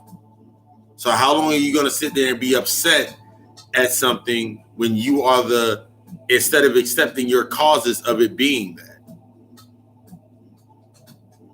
Because when you realize that and you put yourself into that mindset, you start to move differently. You start to be able to fully move into it.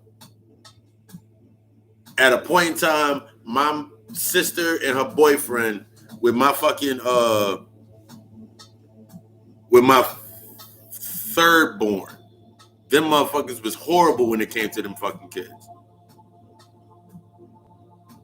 Depending on the system, nigga didn't have no job, nigga, there was no anything. In my mind, I had to set the structure like, if I'm not willing to fully take on full responsibility, what am I really doing? Giving them this money every month really ain't doing shit. until I'm willing to step in some way, shape, or form to destroy the original work, to destroy the constructs what they've become comfortable to put them in discomfort. Either I'm going to do it, or I'm going to allow time. I'm going to allow the constraint of time to do it itself. I had to learn that. I had to learn from that, because there was a point in time where they had 4 kids and they stayed in my second room of my 2-bedroom apartment. They didn't have a car. So I ended up having to take the kids to school. I had to wake up extra early to take this nigga to work, to come back to my house to take the kids to school. The youngest one wasn't going to school, so I had to take my sister around with them. And I had to make that a part of my life. So I had to put things on hold in my own fucking life just to see them be okay.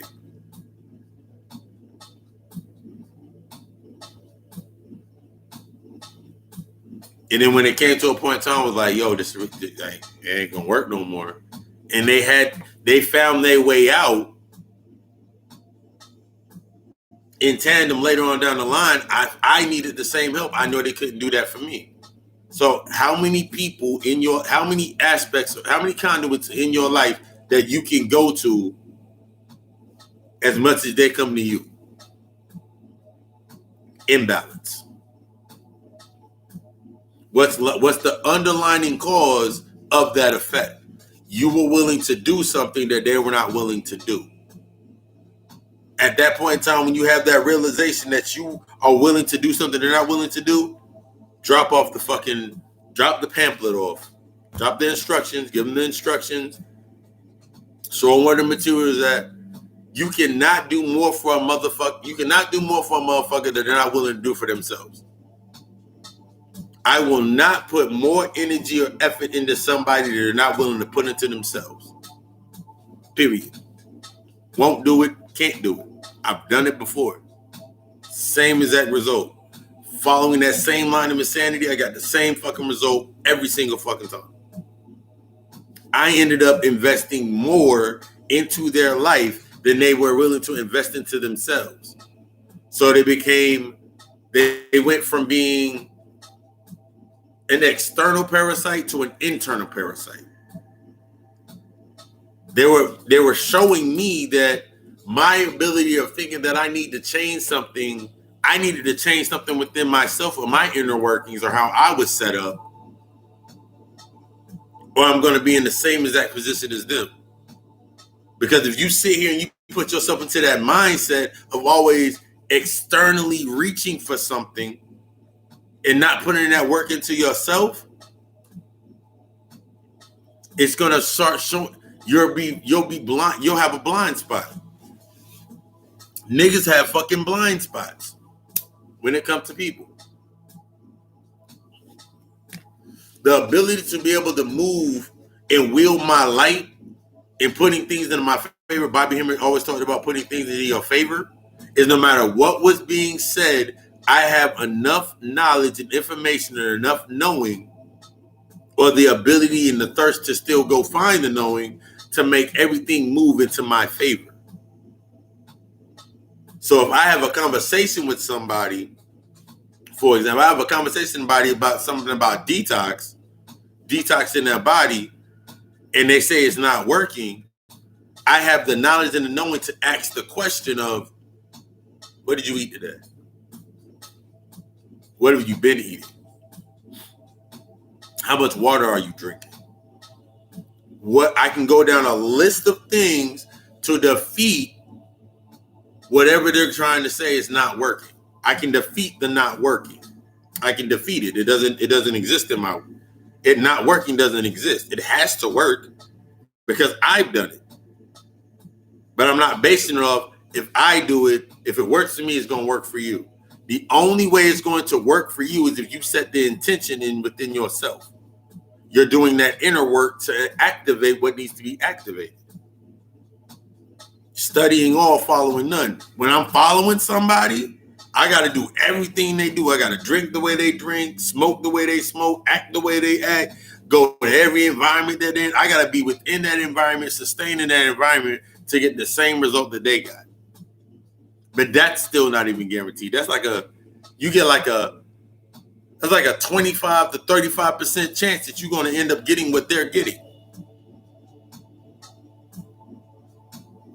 Based on the substructure of the intentions of what they are.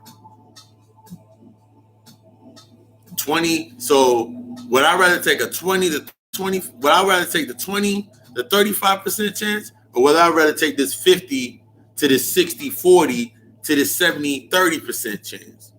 Something that's going to give me more of a higher probability rate. Which realm would I rather be in? And when I'm talking about that, I'm going like this. Would I rather be down in this level in between these ranges, or would I be in this level in between these ranges? When I understand these ranges get me closer to make that range.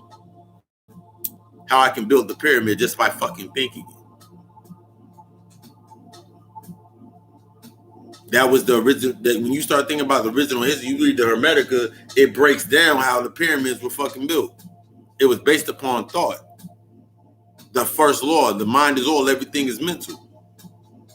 So understanding that, I can build to the correspondence and understand that everything has in it, having that gender, my masculine attaining the knowledge, so the knowledge of the sources of the environment that I'm in, and my wisdom and my magnetizing through my nurturing, through my feminine aspect, how I can have that singular, so I can bring my thoughts together on that singular plane and create. I can just think about it. Motherfucker just hears a beat in his head. Motherfucker sees the recipe in their mind. That's genius. That's what genius is. The thirst, that's intelligence. The genius is what stimulates the intelligence to make creation.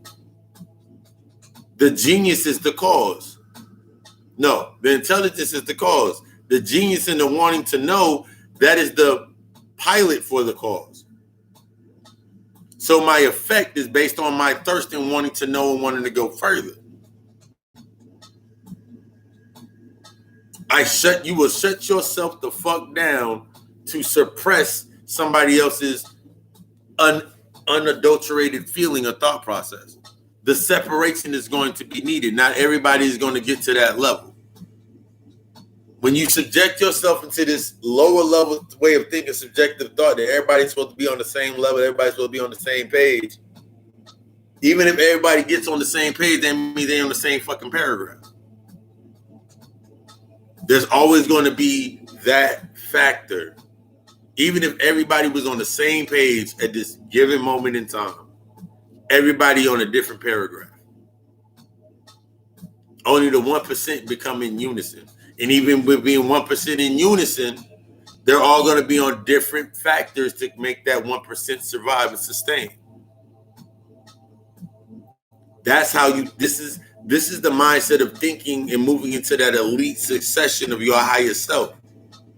Realizing that when you get to that level, there are still going to be paradigms that you create. This is when you do when I teach the visualization. You do the visualization, you create these spaces in order for, now I have a space for healing. I have a space for healing. I got a space for creation. I got a space for rest. I got a space for energy. I got a space to keep myself propelled. I got a space for this. I have all of these separate spaces, but they're all connected to my abundant aura, energy, my prosperity, and my wealth are the filters that make that light refract into each one of these spaces to create the body. When you think about the pyramids, everybody think the pyramid was it's a diamond. At the head of the pyramid, there was quartz. I learned that from the fucking Eddie Griffin special. It's a reflection of you. That's why your shit is a fucking triangle. This is the base, but this is the body. This is the other part of the body. Everything is a reflection of you entirety. Once you start understanding these things, you start seeing the signs and everything. I'm looking at my camera in the screen. I can see the point right here. This is where my eye is. Unconsciously, I did that. I did that. I didn't know why I was doing it. But then this becomes the first pyramid. This becomes the first point. Down here, here's the shaft. This is where I speak. When I look in front of the fucking pyramid, I see the fucking Sphinx. The creation of the body, the head being of the human of the higher, and the body being of the animal, you see my lower aspects of myself. As I go lower down my body, I see how the animalistic part of myself, in order for me to unlock that portal, unlock that gateway, to unlock this, I have to understand, like, damn, I can't have that shit on my fucking heart. So I got to do you have to do a lot of fucking work to get to that level to be able to speak truth. You're always going to speak your truth, but is it coming from a space of trauma or is it coming from a space of intuition? What lays beneath your words?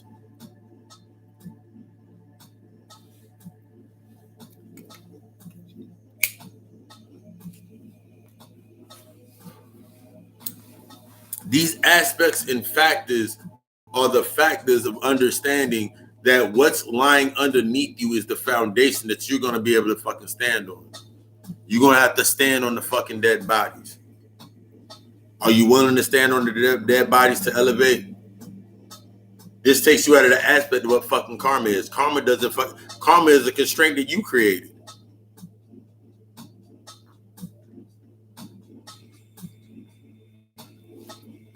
Based on one side or the other, based on a singular thought. Based on one singular thought, sound moves faster than light. So that's why I take the aspect of, like, if I say something good about something, I tell one person, they may tell another person. But if I say something's bad, if I had a bad experience at a restaurant, a bad experience at a business, I tell one person, that the vibration at this level is tuned for negative energy. You ain't got no real choice but to rise. That's why you can say negative shit all day at this fucking level. Motherfuckers get mad. People get upset because it's expected at this fucking level. Everybody's feeding based on negative. So on the other side, if I create the fucking chaos, all they do is create chaos because they create the answer on the other end. Shoot somebody, it's humanity. There's no Jesus.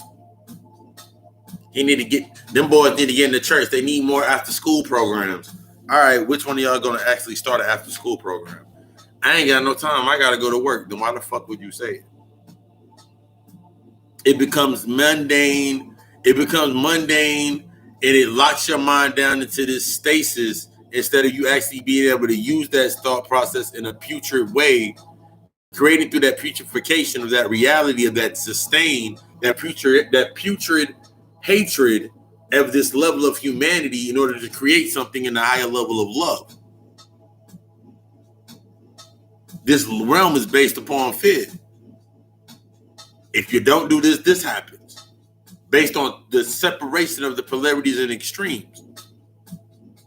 So if I'm stuck in constant conflict, if I'm showing constant trauma, no matter how positive I try to look at it, that's why they gave them the falsehood of all you need is Jesus and everything will go okay. Because with that one positive singular thought being connected to the truth, it's a fragment of the truth. Think about how powerful that is to just give somebody that glimmer of hope.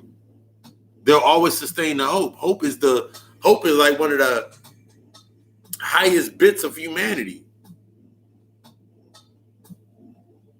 Hope is based under ignorance.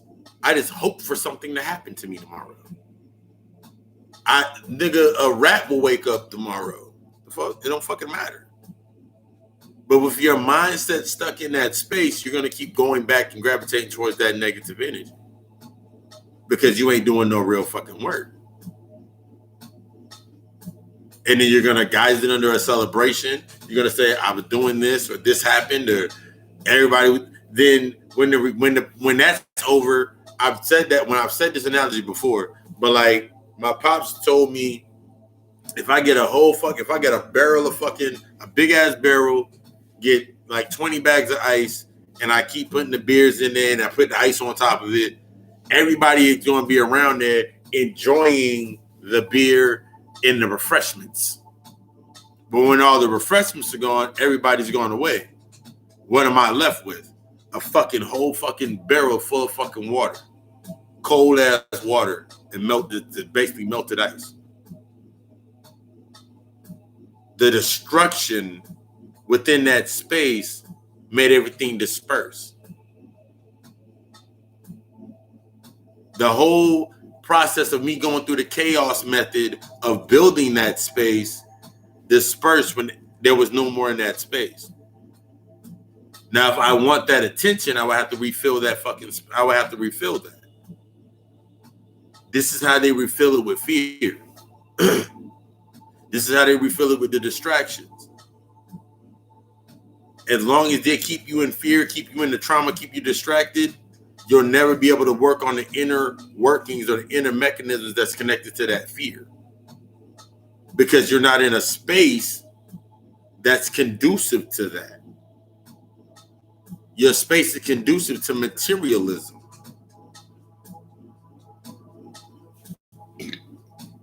This is the structure of that mindset that gets you locked into where, oh, I'm gonna do it this way. All right, cool. Go ahead and do it that way.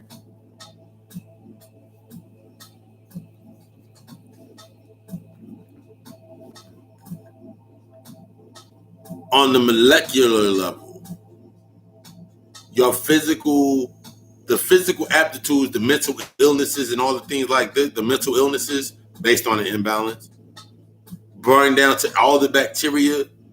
Your body is not in alkaline state, or it's not in a manner of positive.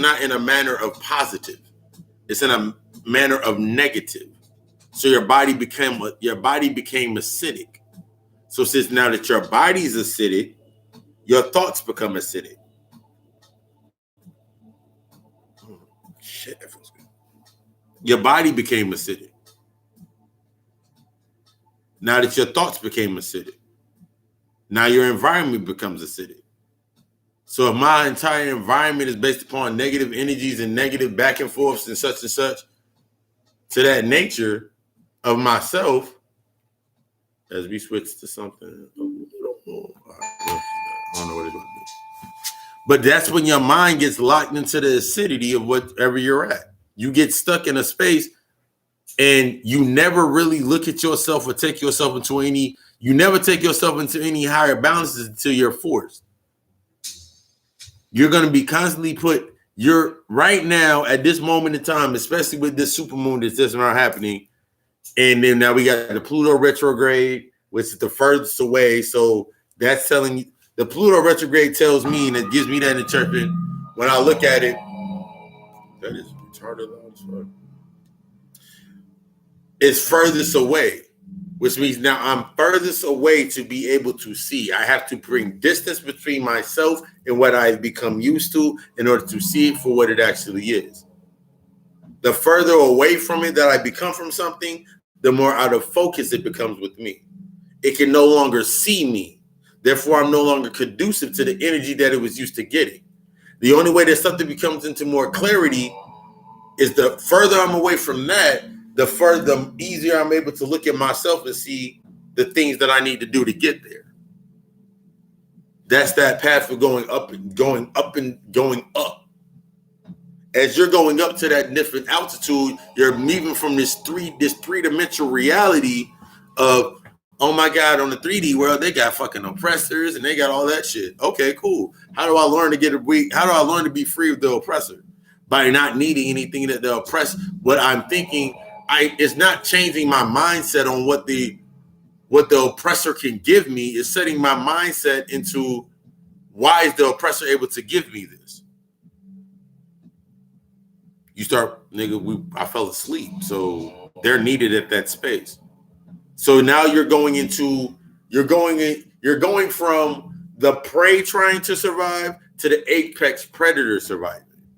Therefore, you're able to, therefore now your mindset is now going to be on, if I need something and I need to go do it, it's not me doing it or subjecting myself. I can put my body, I can set my avatar to go do that.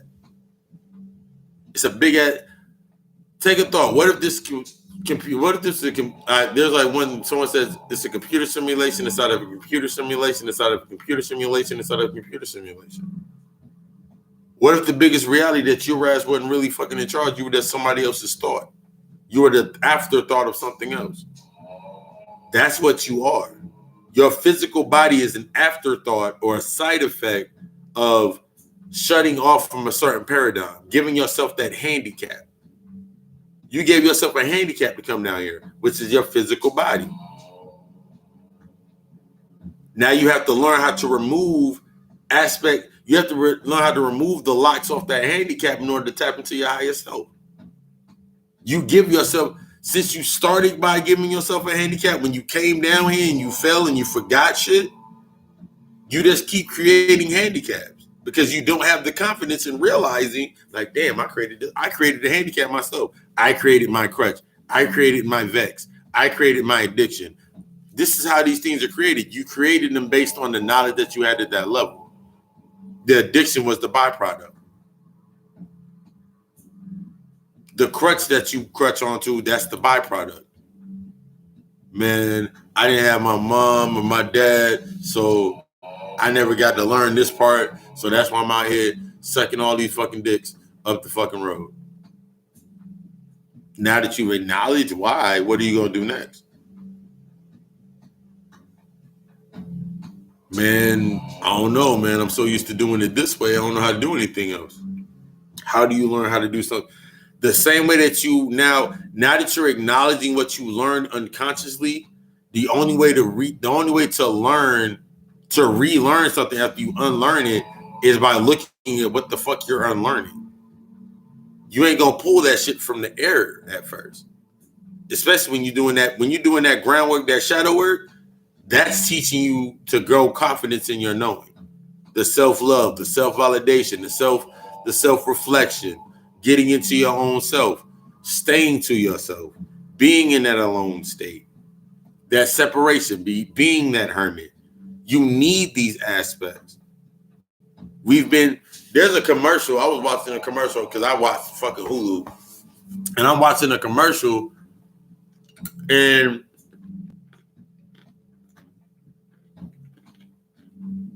it said humans need humans.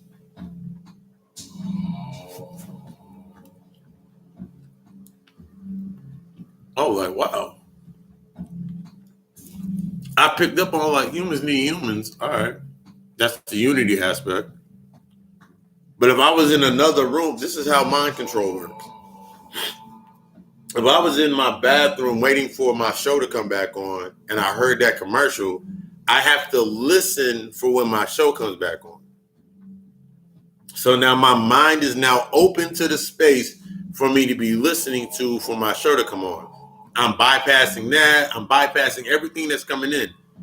That sound is still traveling, broke down, and put into my mind. So how did it get there? Oh shit, nigga, my conscience was open. I was listening for something else. I was looking for something else unconsciously. So I got this instead.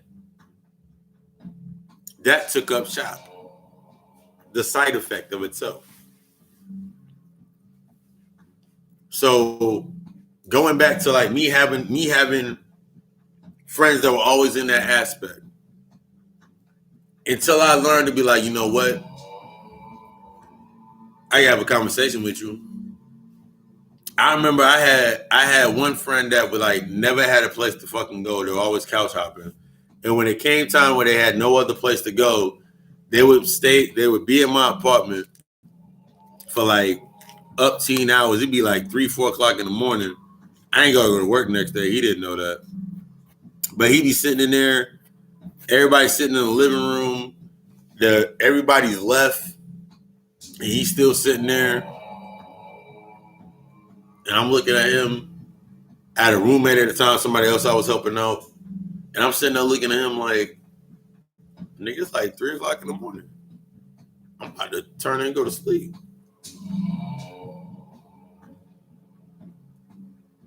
it like looked sad, and then he bounce out.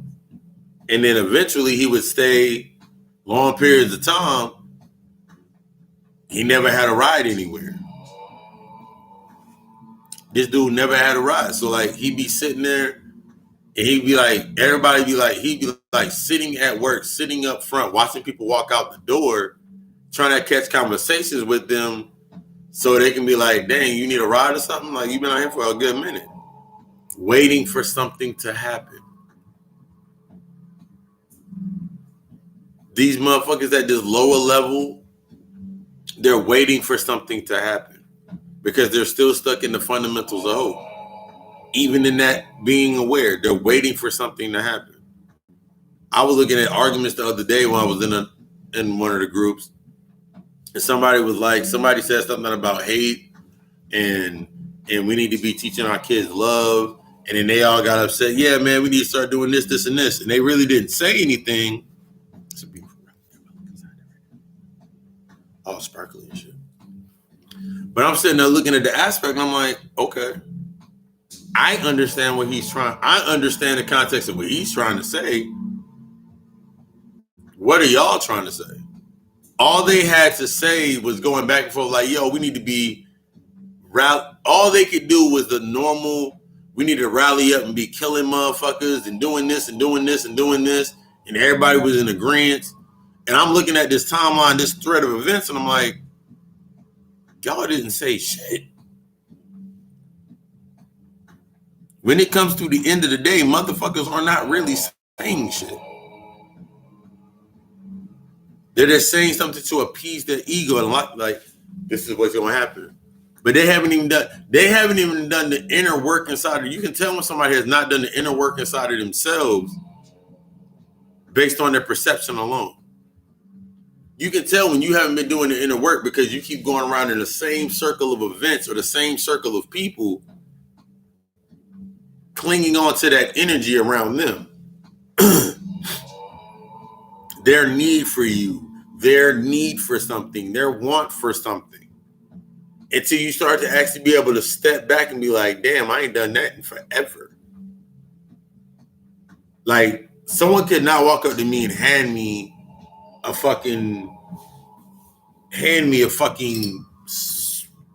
I'm trying to think of something. And hand me a slice of hand me a chicken. Yeah, you want some chicken wings? Nigga, I'm plant-based. Nigga, I ain't ate chicken wings in over like 6 years.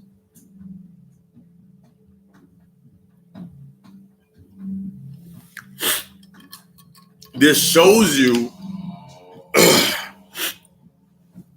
that on that de-evolutionary rate, motherfuckers can only do what's within their space. And that's the point that I lost.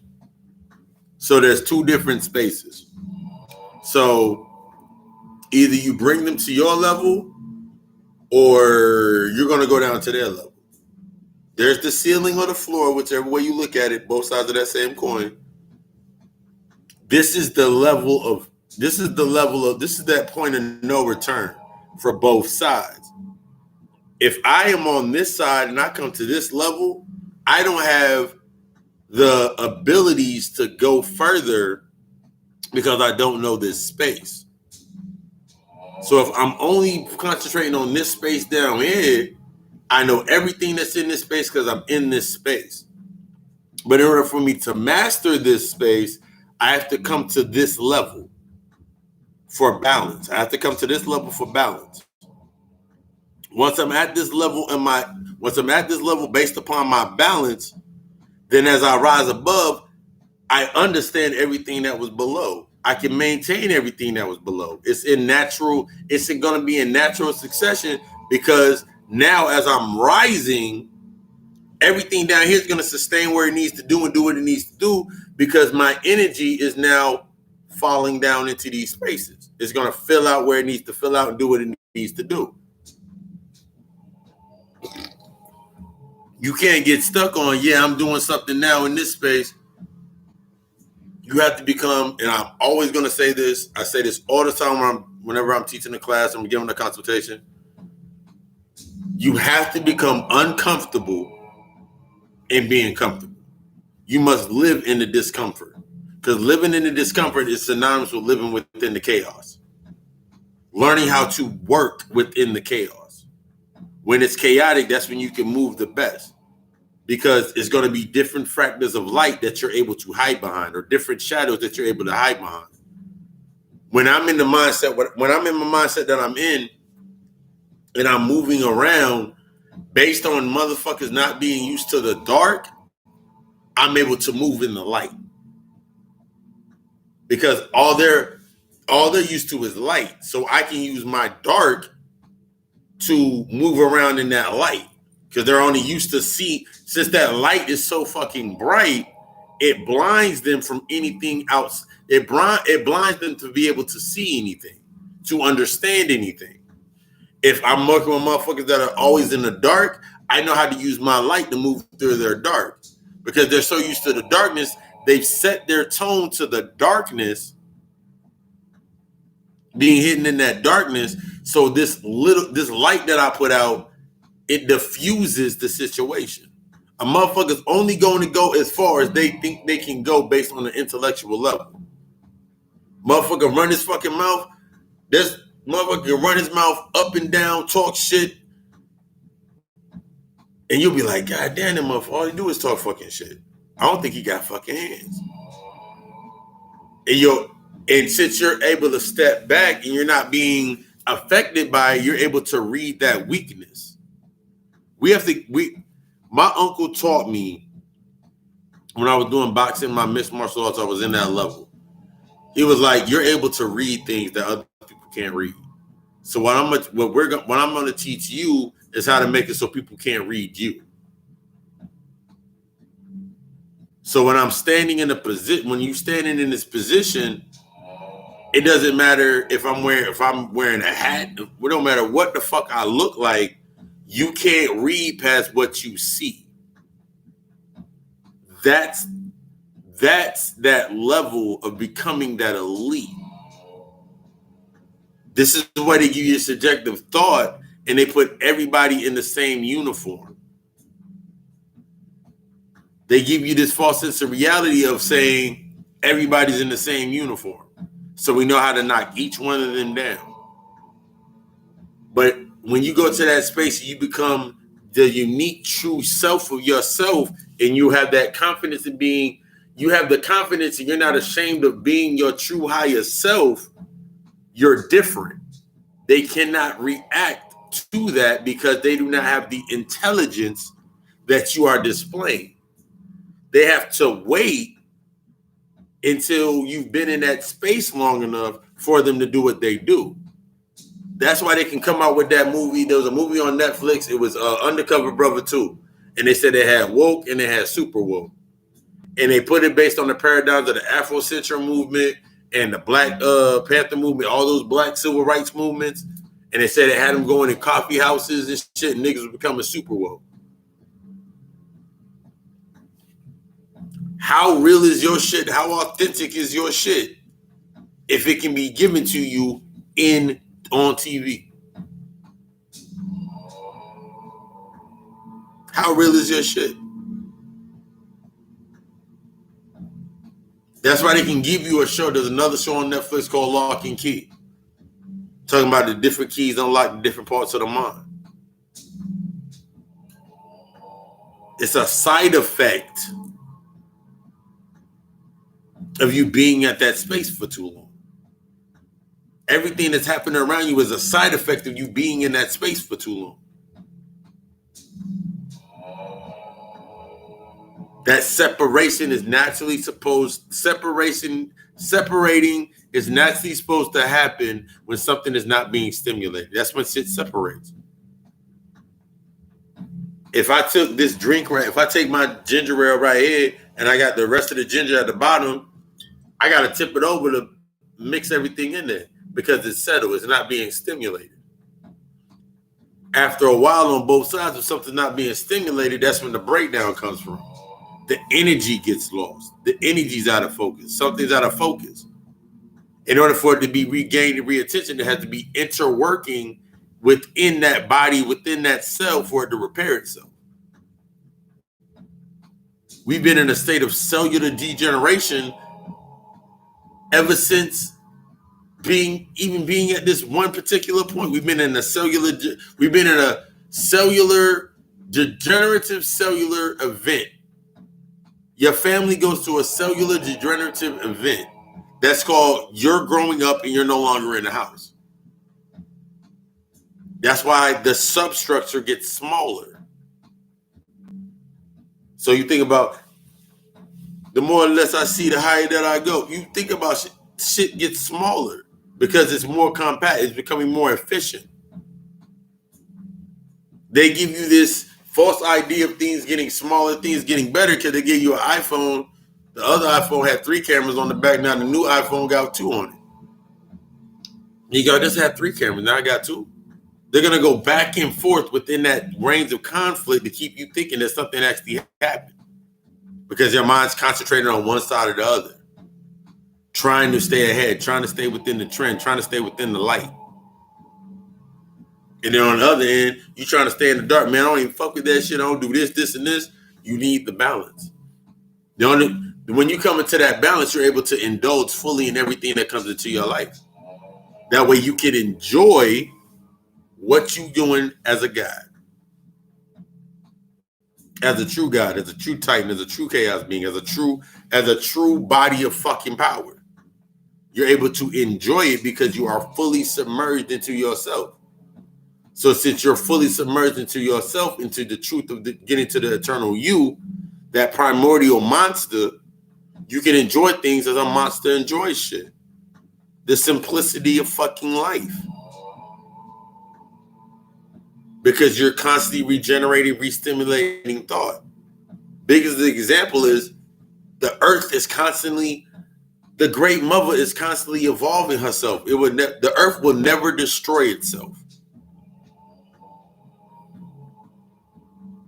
Because every component is needed within it for it to sustain itself. That's another example of you.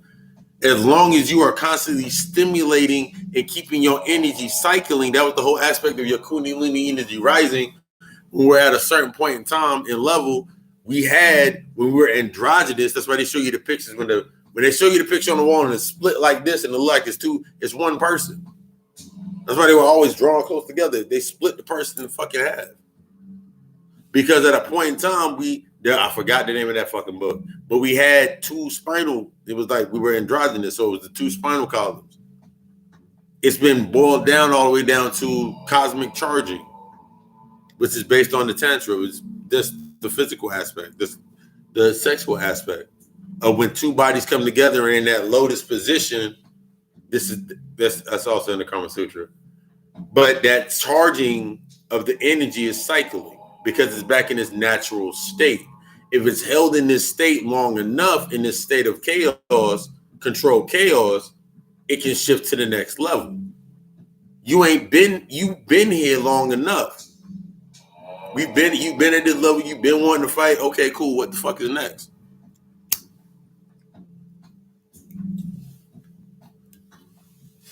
That's the mindset of going forward and understanding you have to understand what's beneath the factor of where you're at. What made that space there? What am I tethered to? What am I being held and connected to in that space? Until I understand that within inside me, it doesn't matter how much I vibrate. It don't matter how many stones you fucking buy, how many crystals you fucking buy, what rings you buy, what book you read. It does not matter. None of that shit none of this shit matters if you're not doing the work that shit is stimulating and breaking free from. You still allowing the toxin to roll around in your fucking body. You still letting the worms and the parasites play. If you know anything about a tapeworm does not stop until it gets to the brain. That's why when they show you the picture of a pig's brain, and when a pig usually fucking dies, it's because the tapeworms are in its brain. or the tapeworms went through the heart and destroyed the heart. All these little entities and energies that you've allowed to keep you locked down, they are the worms that are inside of your system.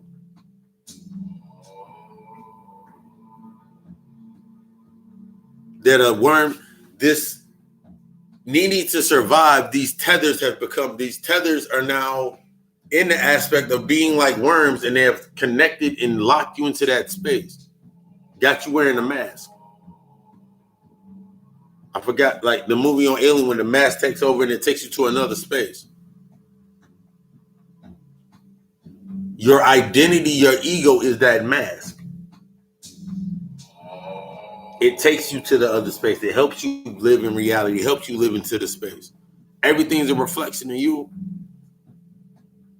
To go to a different altitude, you need a different you need a different mask. A mask that is tuned to that space. That's when you study deities that have the multiple fucking faces. Can't think of none right now. That just left my whole fucking mind. But when you look at these different aspects of these different energies and how they're broken down into different principles, they're all part of one singular piece. They're all part of one singular facet. It isn't about serving them shits. It's about becoming that energy. Understanding the underlying principles of everything that's around you to become above it, not to serve it. This servitude shit is fucking over.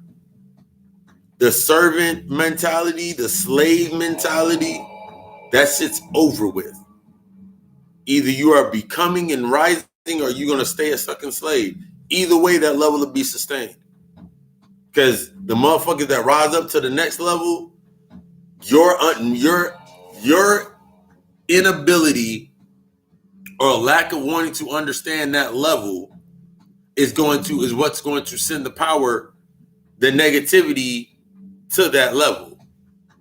So even if a person, even if you advance, that you got motherfucker in your family, they don't even go around the family anymore. Why do they still know about it? Because they have negative things to say about that person. That's what keeps that charge. That's what keeps that person away. You're shifting yourself from this level of I need to make sure everybody around me is good to I got to make sure I'm good first. Until I'm good internally, ain't nothing good. That's why, so something as simple as if I'm single, everybody's single. That's trauma. If I'm around a bunch of people that are always in relationships, the only way that I can understand how everybody got somebody but me. Asking the questions to the motherfuckers in relationships. You don't ask the motherfuckers that are single or fucking. You can't ask single-celled individuals how to do anything based on coupling. It doesn't work that way because they're only going to be able to give you that single, a singular answer. They haven't graduated through the mitosis to get to the next level. They haven't graduated. And it's okay. If they ain't meant to graduate, they want to stay back and be in the 12th grade for the next 96 years, for forever, and have to start paying for school and all that shit. It's cool. Let them do what they do. That's not on you. That's how that burden gets removed off your heart. That's not on me. That's how I can move, motherfucker. Someone can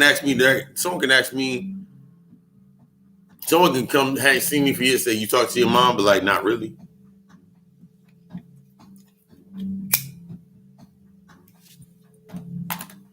Because they only can go as far as their perception to build an argument. So they'd be like, yeah, not really. I'd be like, oh shit. Yeah, man, you really didn't talk to your mom? You really da-da-da-da? I remember the last time I went to your mom's house, she made us tacos. She made us chicken. Like, yeah, that was like 12 years ago. She ain't doing that no more.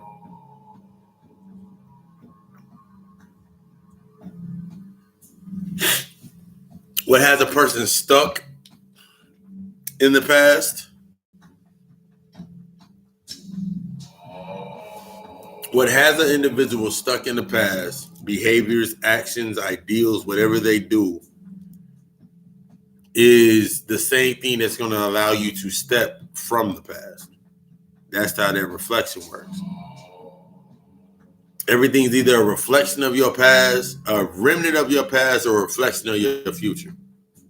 The things that are usually the reflection of your future are going to challenge you in a way that you've never been challenged before. Things that are remnants of your past, the remnants of your past are usually following the same exact paradigms and patterns that they've done forever. Same clothes, same way of dress, same drink, same hangout, same bullshit over and over and over again.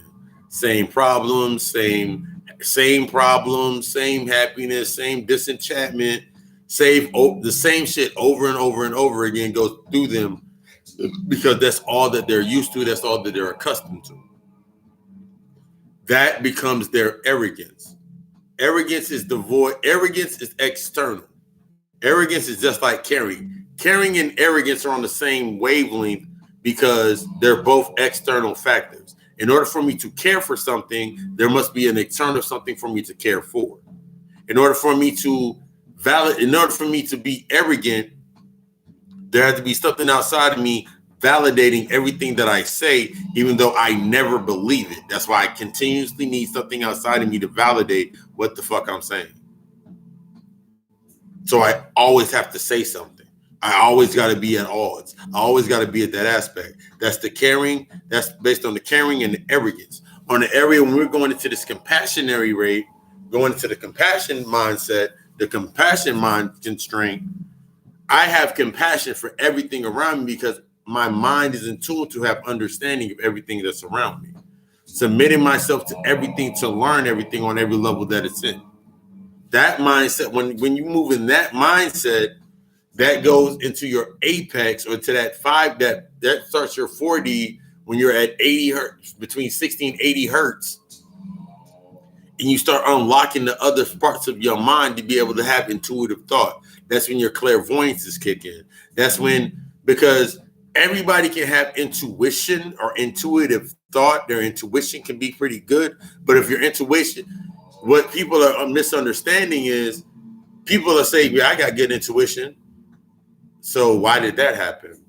Because you're not moving based off intuition. You're moving based off of trauma. Trauma is based off something outside of you needing to reevaluate that has to be validated by trauma, arrogance, caring has to be validated externally. When you're in the level of compassion and understanding, you know that everything is from within, in that within aspect. So everything outside of me is a reflection of me from within. So I'm learning from everything. So if there's something the matter with my body and I need to read my energy, I can see outside of me why my energy is off. You ever been around somebody, you be like, energy's off. My energy ain't right. Your energy ain't right. Your energy is like repelling me away. It's only when you have to be confident enough to be able to do that, to validate yourself and saying, I don't like that energy. See, when you have caring in the humanity aspect, the underlining of that is based on the trauma of, and that's how you end up motherfuckers being in certain fucking relations. I just like them because why do you like them? Why do you deal with them? Why do you deal with that person? They usually can never say anything that's of true content. It's always based upon some lower level thing like, well, I ain't never had nobody have my back and I know how that feels, so who am I not to have their back? Like, what made the difference between people having your back now and just posting? What made it different? What made the difference, the turning point of you realizing and moving to what you're doing? I mean, I accepted it and I moved on. So you accepted it and moved on. You have an understanding of that. You now can validate that based on your experience, based on everything that you're going through. You grew your intuition. Your intelligence is now in line and in tune. So in reflection, why do you think that person over there seems not to be able to do what you're doing? It stops going from just the way life shelled it out to that's that person's character. That's what that person is. That can be what that's what that person is. Until that person makes an internal change or an internal valid an internal validation of themselves. It takes an internal reflection of themselves. That's the word I meant to say. Eternal reflection of themselves. They can't go any further. So if your only light response is because they ain't never had nobody, did you ever ask them why they never had anybody?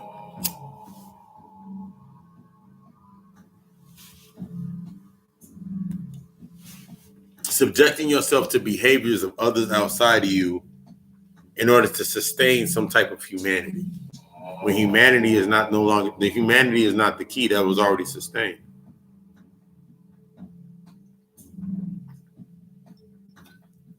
That's why they're there where they're at. It sounds harsh. It sounds harsh because it sounds harsh that you have to. Your mind has to be able to think this way in order to navigate as you need to navigate. Because that's both sides of the coin, understanding the transparency. That's why they can tell you things to keep you in that like-minded trauma thought process of Jesus wasn't for you for all them years of slavery, but he's the motherfucker that paid your bills and did this and gave you a car and made you graduate high school, but he wasn't there for that.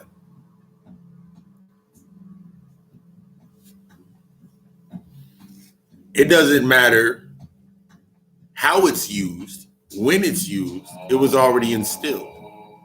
Your hatred, your fear, your complacency, unsettling is still there. That's how you get locked into that beneath you mindset. Something has to be beneath you for you to rise. Point blank, simple and plain. There's going to be shit that ain't going to make it to the level that you're going to. There's going to be shit that's not going to make it. Only the strong fucking survive. That self-preservation mentality, that's the mentality. The best way to learn the self-preservation mentality is by looking at the one that you're thinking is your fucking oppressor, which is you have to be humble to your heart to realize that's going to be your enemy is going to always be your greatest teacher. Your greatest enemy is your own self. Your greatest external enemy. Correction. Your external enemy is only a reflection of the greatest enemy, which is yourself. You are your own worst enemy. Therefore, when you are in your bad state or you're in hell, everything around you makes you feel like you are in hell and it reflects hell. Everything that when you're feeling like you're in heaven and you feeling great and you feeling gracious, what you're thinking is heaven is actually limbo. Let's put that in there right quick. Motherfuckers are actually just in limbo. They ain't even got to heaven yet.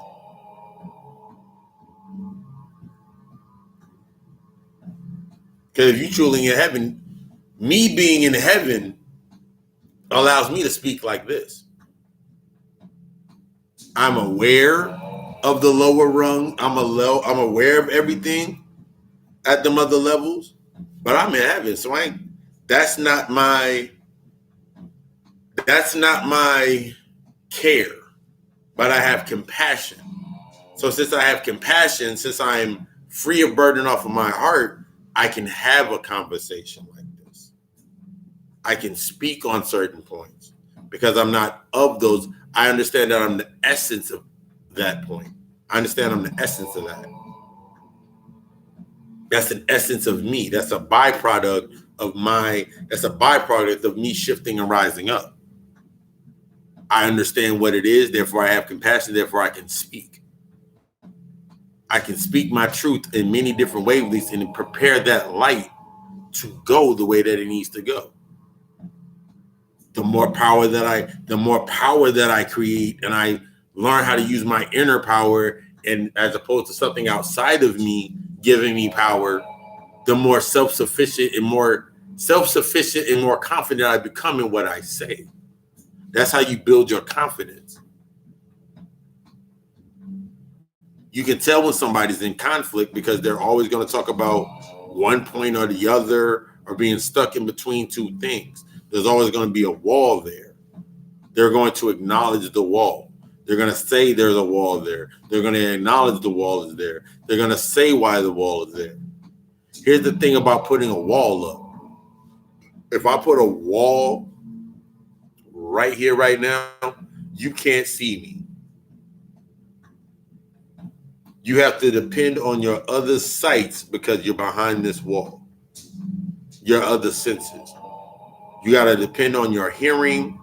You got to turn your hearing up to be able to understand me because you can't see my lips. But if I remove that wall, I am now open to receiving the energy and understanding how to filter that energy throughout myself because I'm my own filtration system. Not getting stuck on that works for them. Their intention was set on that. That's why that works for them. You can heal your fucking self.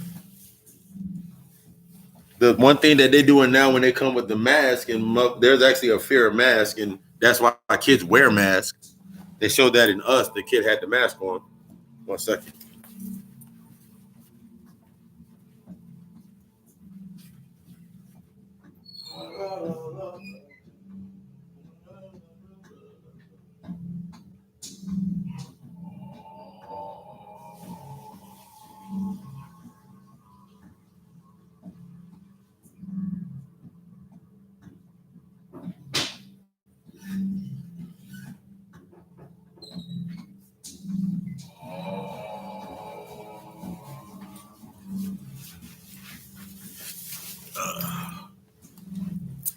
But that's your mindset and where you're standing at. So what lies beneath all of your pain is your soul, is the source or the battery that magnetized that. You set that intention for that to be there. That's why whenever you're going through the process of your spiritual process, you're releasing things and you're becoming light as the feather. If you're moving through these spaces and moving through these paradigms and you're still stuck on something that happened to you back in 86, back in 99, back in 2004, back in 2006, over 3 decades ago, you're going to start reverberating everything at that level. You're going to get stuck in the clothes in that era. You get stuck in the clothes at that level. You become obsolete to acquiring new information. You become a prisoner in your own fucking mind. You got the freshest ballies in the fucking store. In the company.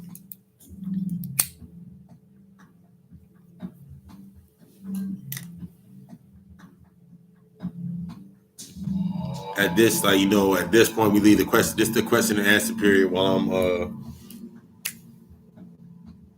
just like I do the plug talk on the podcast. Sunday, Papa Lucy Sunday service. We're gonna do a Mother's Day edition. We're gonna give homage to the feminine energy. We're gonna talk about what the feminine energy. We're gonna get a little simple breakdown about the feminine energy and what the true appreciation of that energy is. to evolve with, and within all of us, that's Papalucci Sunday service. That's on Facebook. I actually do try to stream it to. I actually am going to stream it to both. But as y'all drop your questions, my samples are coming through. I ordered a couple samples from my store just so I can see what my shit looking like when I start sending it out to people. This is the in my bag magic bag right here. I took a print of like symbols, the different symbols that you can stare at, and they like these are different currency. These are different currents or flows of energy inside of yourself. And I put it on the bag right here. Of course, I put the original symbol of life right here. And the only way to get to this symbol of true understanding of the life, of course, is going through that portal of what is death. So I give you that skill. And around that it has, I'm not a slave, destroy humanity to become the master. That's written all around the outside of it. But yeah, that's on the site. Occult Alchemy. All my sites, my donations to the Love Fund, donations to Lucifer Somni. That's all in the description. What else? The services are up. I put up the initial consultation, meaning everything but that happens in the initial consultation. The consultations are $30. They're $30, but you get an hour conversation. You get to spill out for an hour. We build you from there. We build a service package. The services that I do offer on the site, those are the base services. We can build you a custom, because it's all about customizing. You can customize yourself a plan to where like you can have meditation, you still have your therapy, you can still have your counseling, and all of that is between us one-on-one. I like how that instant is rolling on there. I do it via video. I do it via Zoom and Skype. I do via Zoom and Skype, just depending on whichever one I'm using at that. I do everything via Zoom, via video chat. You ain't got to show your face. Like, we can have a whole conversation. That's on the numbers on there. The number's 910-777-7708. That's how that rolls off the tongue. All that's in the description box. Gotical Alchemist, LLC.com. That's for all the services. I will be adding other products soon to that site, solely to that site, for all the merchandise, clothing. For anybody that's made their orders, your orders is on the way. The little COVD, I had to pay some extra shipping, didn't care, because I want to give y'all the best. I'm giving y'all the best possible product, because that's my whole entire mindset, is giving y'all the best of me, because that's in reflection of what I do. So we got the website, Occult Alchemy and myshopify.com. That's the online store for merchandise. I'm adding Vision Tapestries next. I'm working on the Vision Tapestry for, like, if anyone's seen on my Facebook page and my IG, I had the Tree of Death. That's actually the Tree of Knowledge. That's the Tree of Death. Through Doth, that point, when you get to that point above, you master everything in the Tree of Life. You master life, you go through death and transition to understand true knowledge of everything in between, how they come together. So I'm doing those vision pieces. The Chakra line t-shirts are coming out. I'm gonna probably be dropping those next week. But yeah. Yeah. The main aspect and the main keys is understanding that something has to die for something to live. Either you're going to die and allow the same things to exist, or you're going to die in order for something else to be reborn and something else to be brought to the next level. You have to die. That transition period, especially during a period right now where you're doing your rituals, that letting go is going to be the most important. what you're letting go of. Are you letting go to sustain? Are you letting go to survive and be create a superiority complex for yourself of I'm not doing that, but I'm over here, so I'm not them. You're still in the same prison. That's the whole mindset. You're still in the same damn prison if your mind is still stuck within the aspect of I'm not them though. You're still stuck in the same prison. This shit's over. Let it burn. Let it burn. Yeah, let it burn.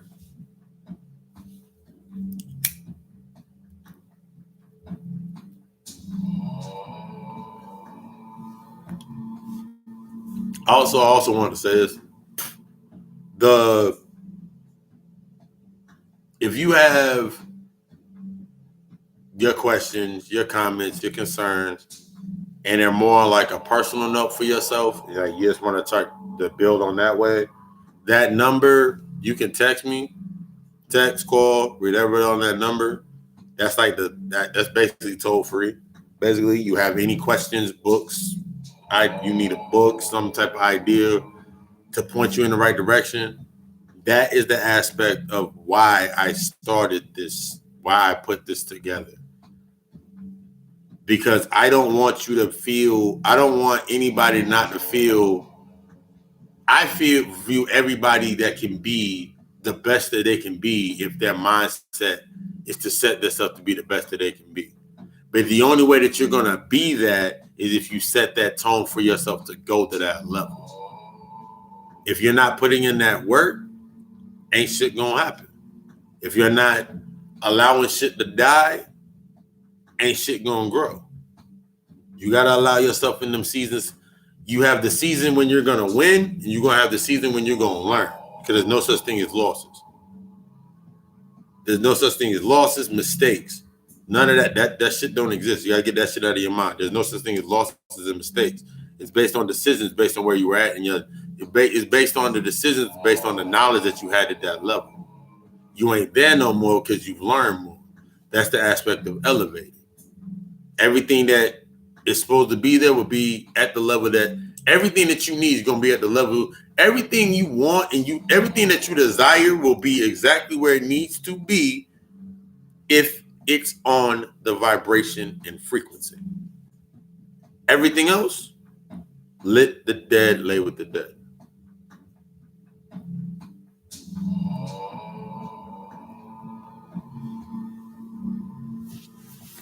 But if y'all ain't got no questions, I'm going to sign out because it's been a very long day. And as always, I love y'all. We love us. Let's just be the fucking best. I sure.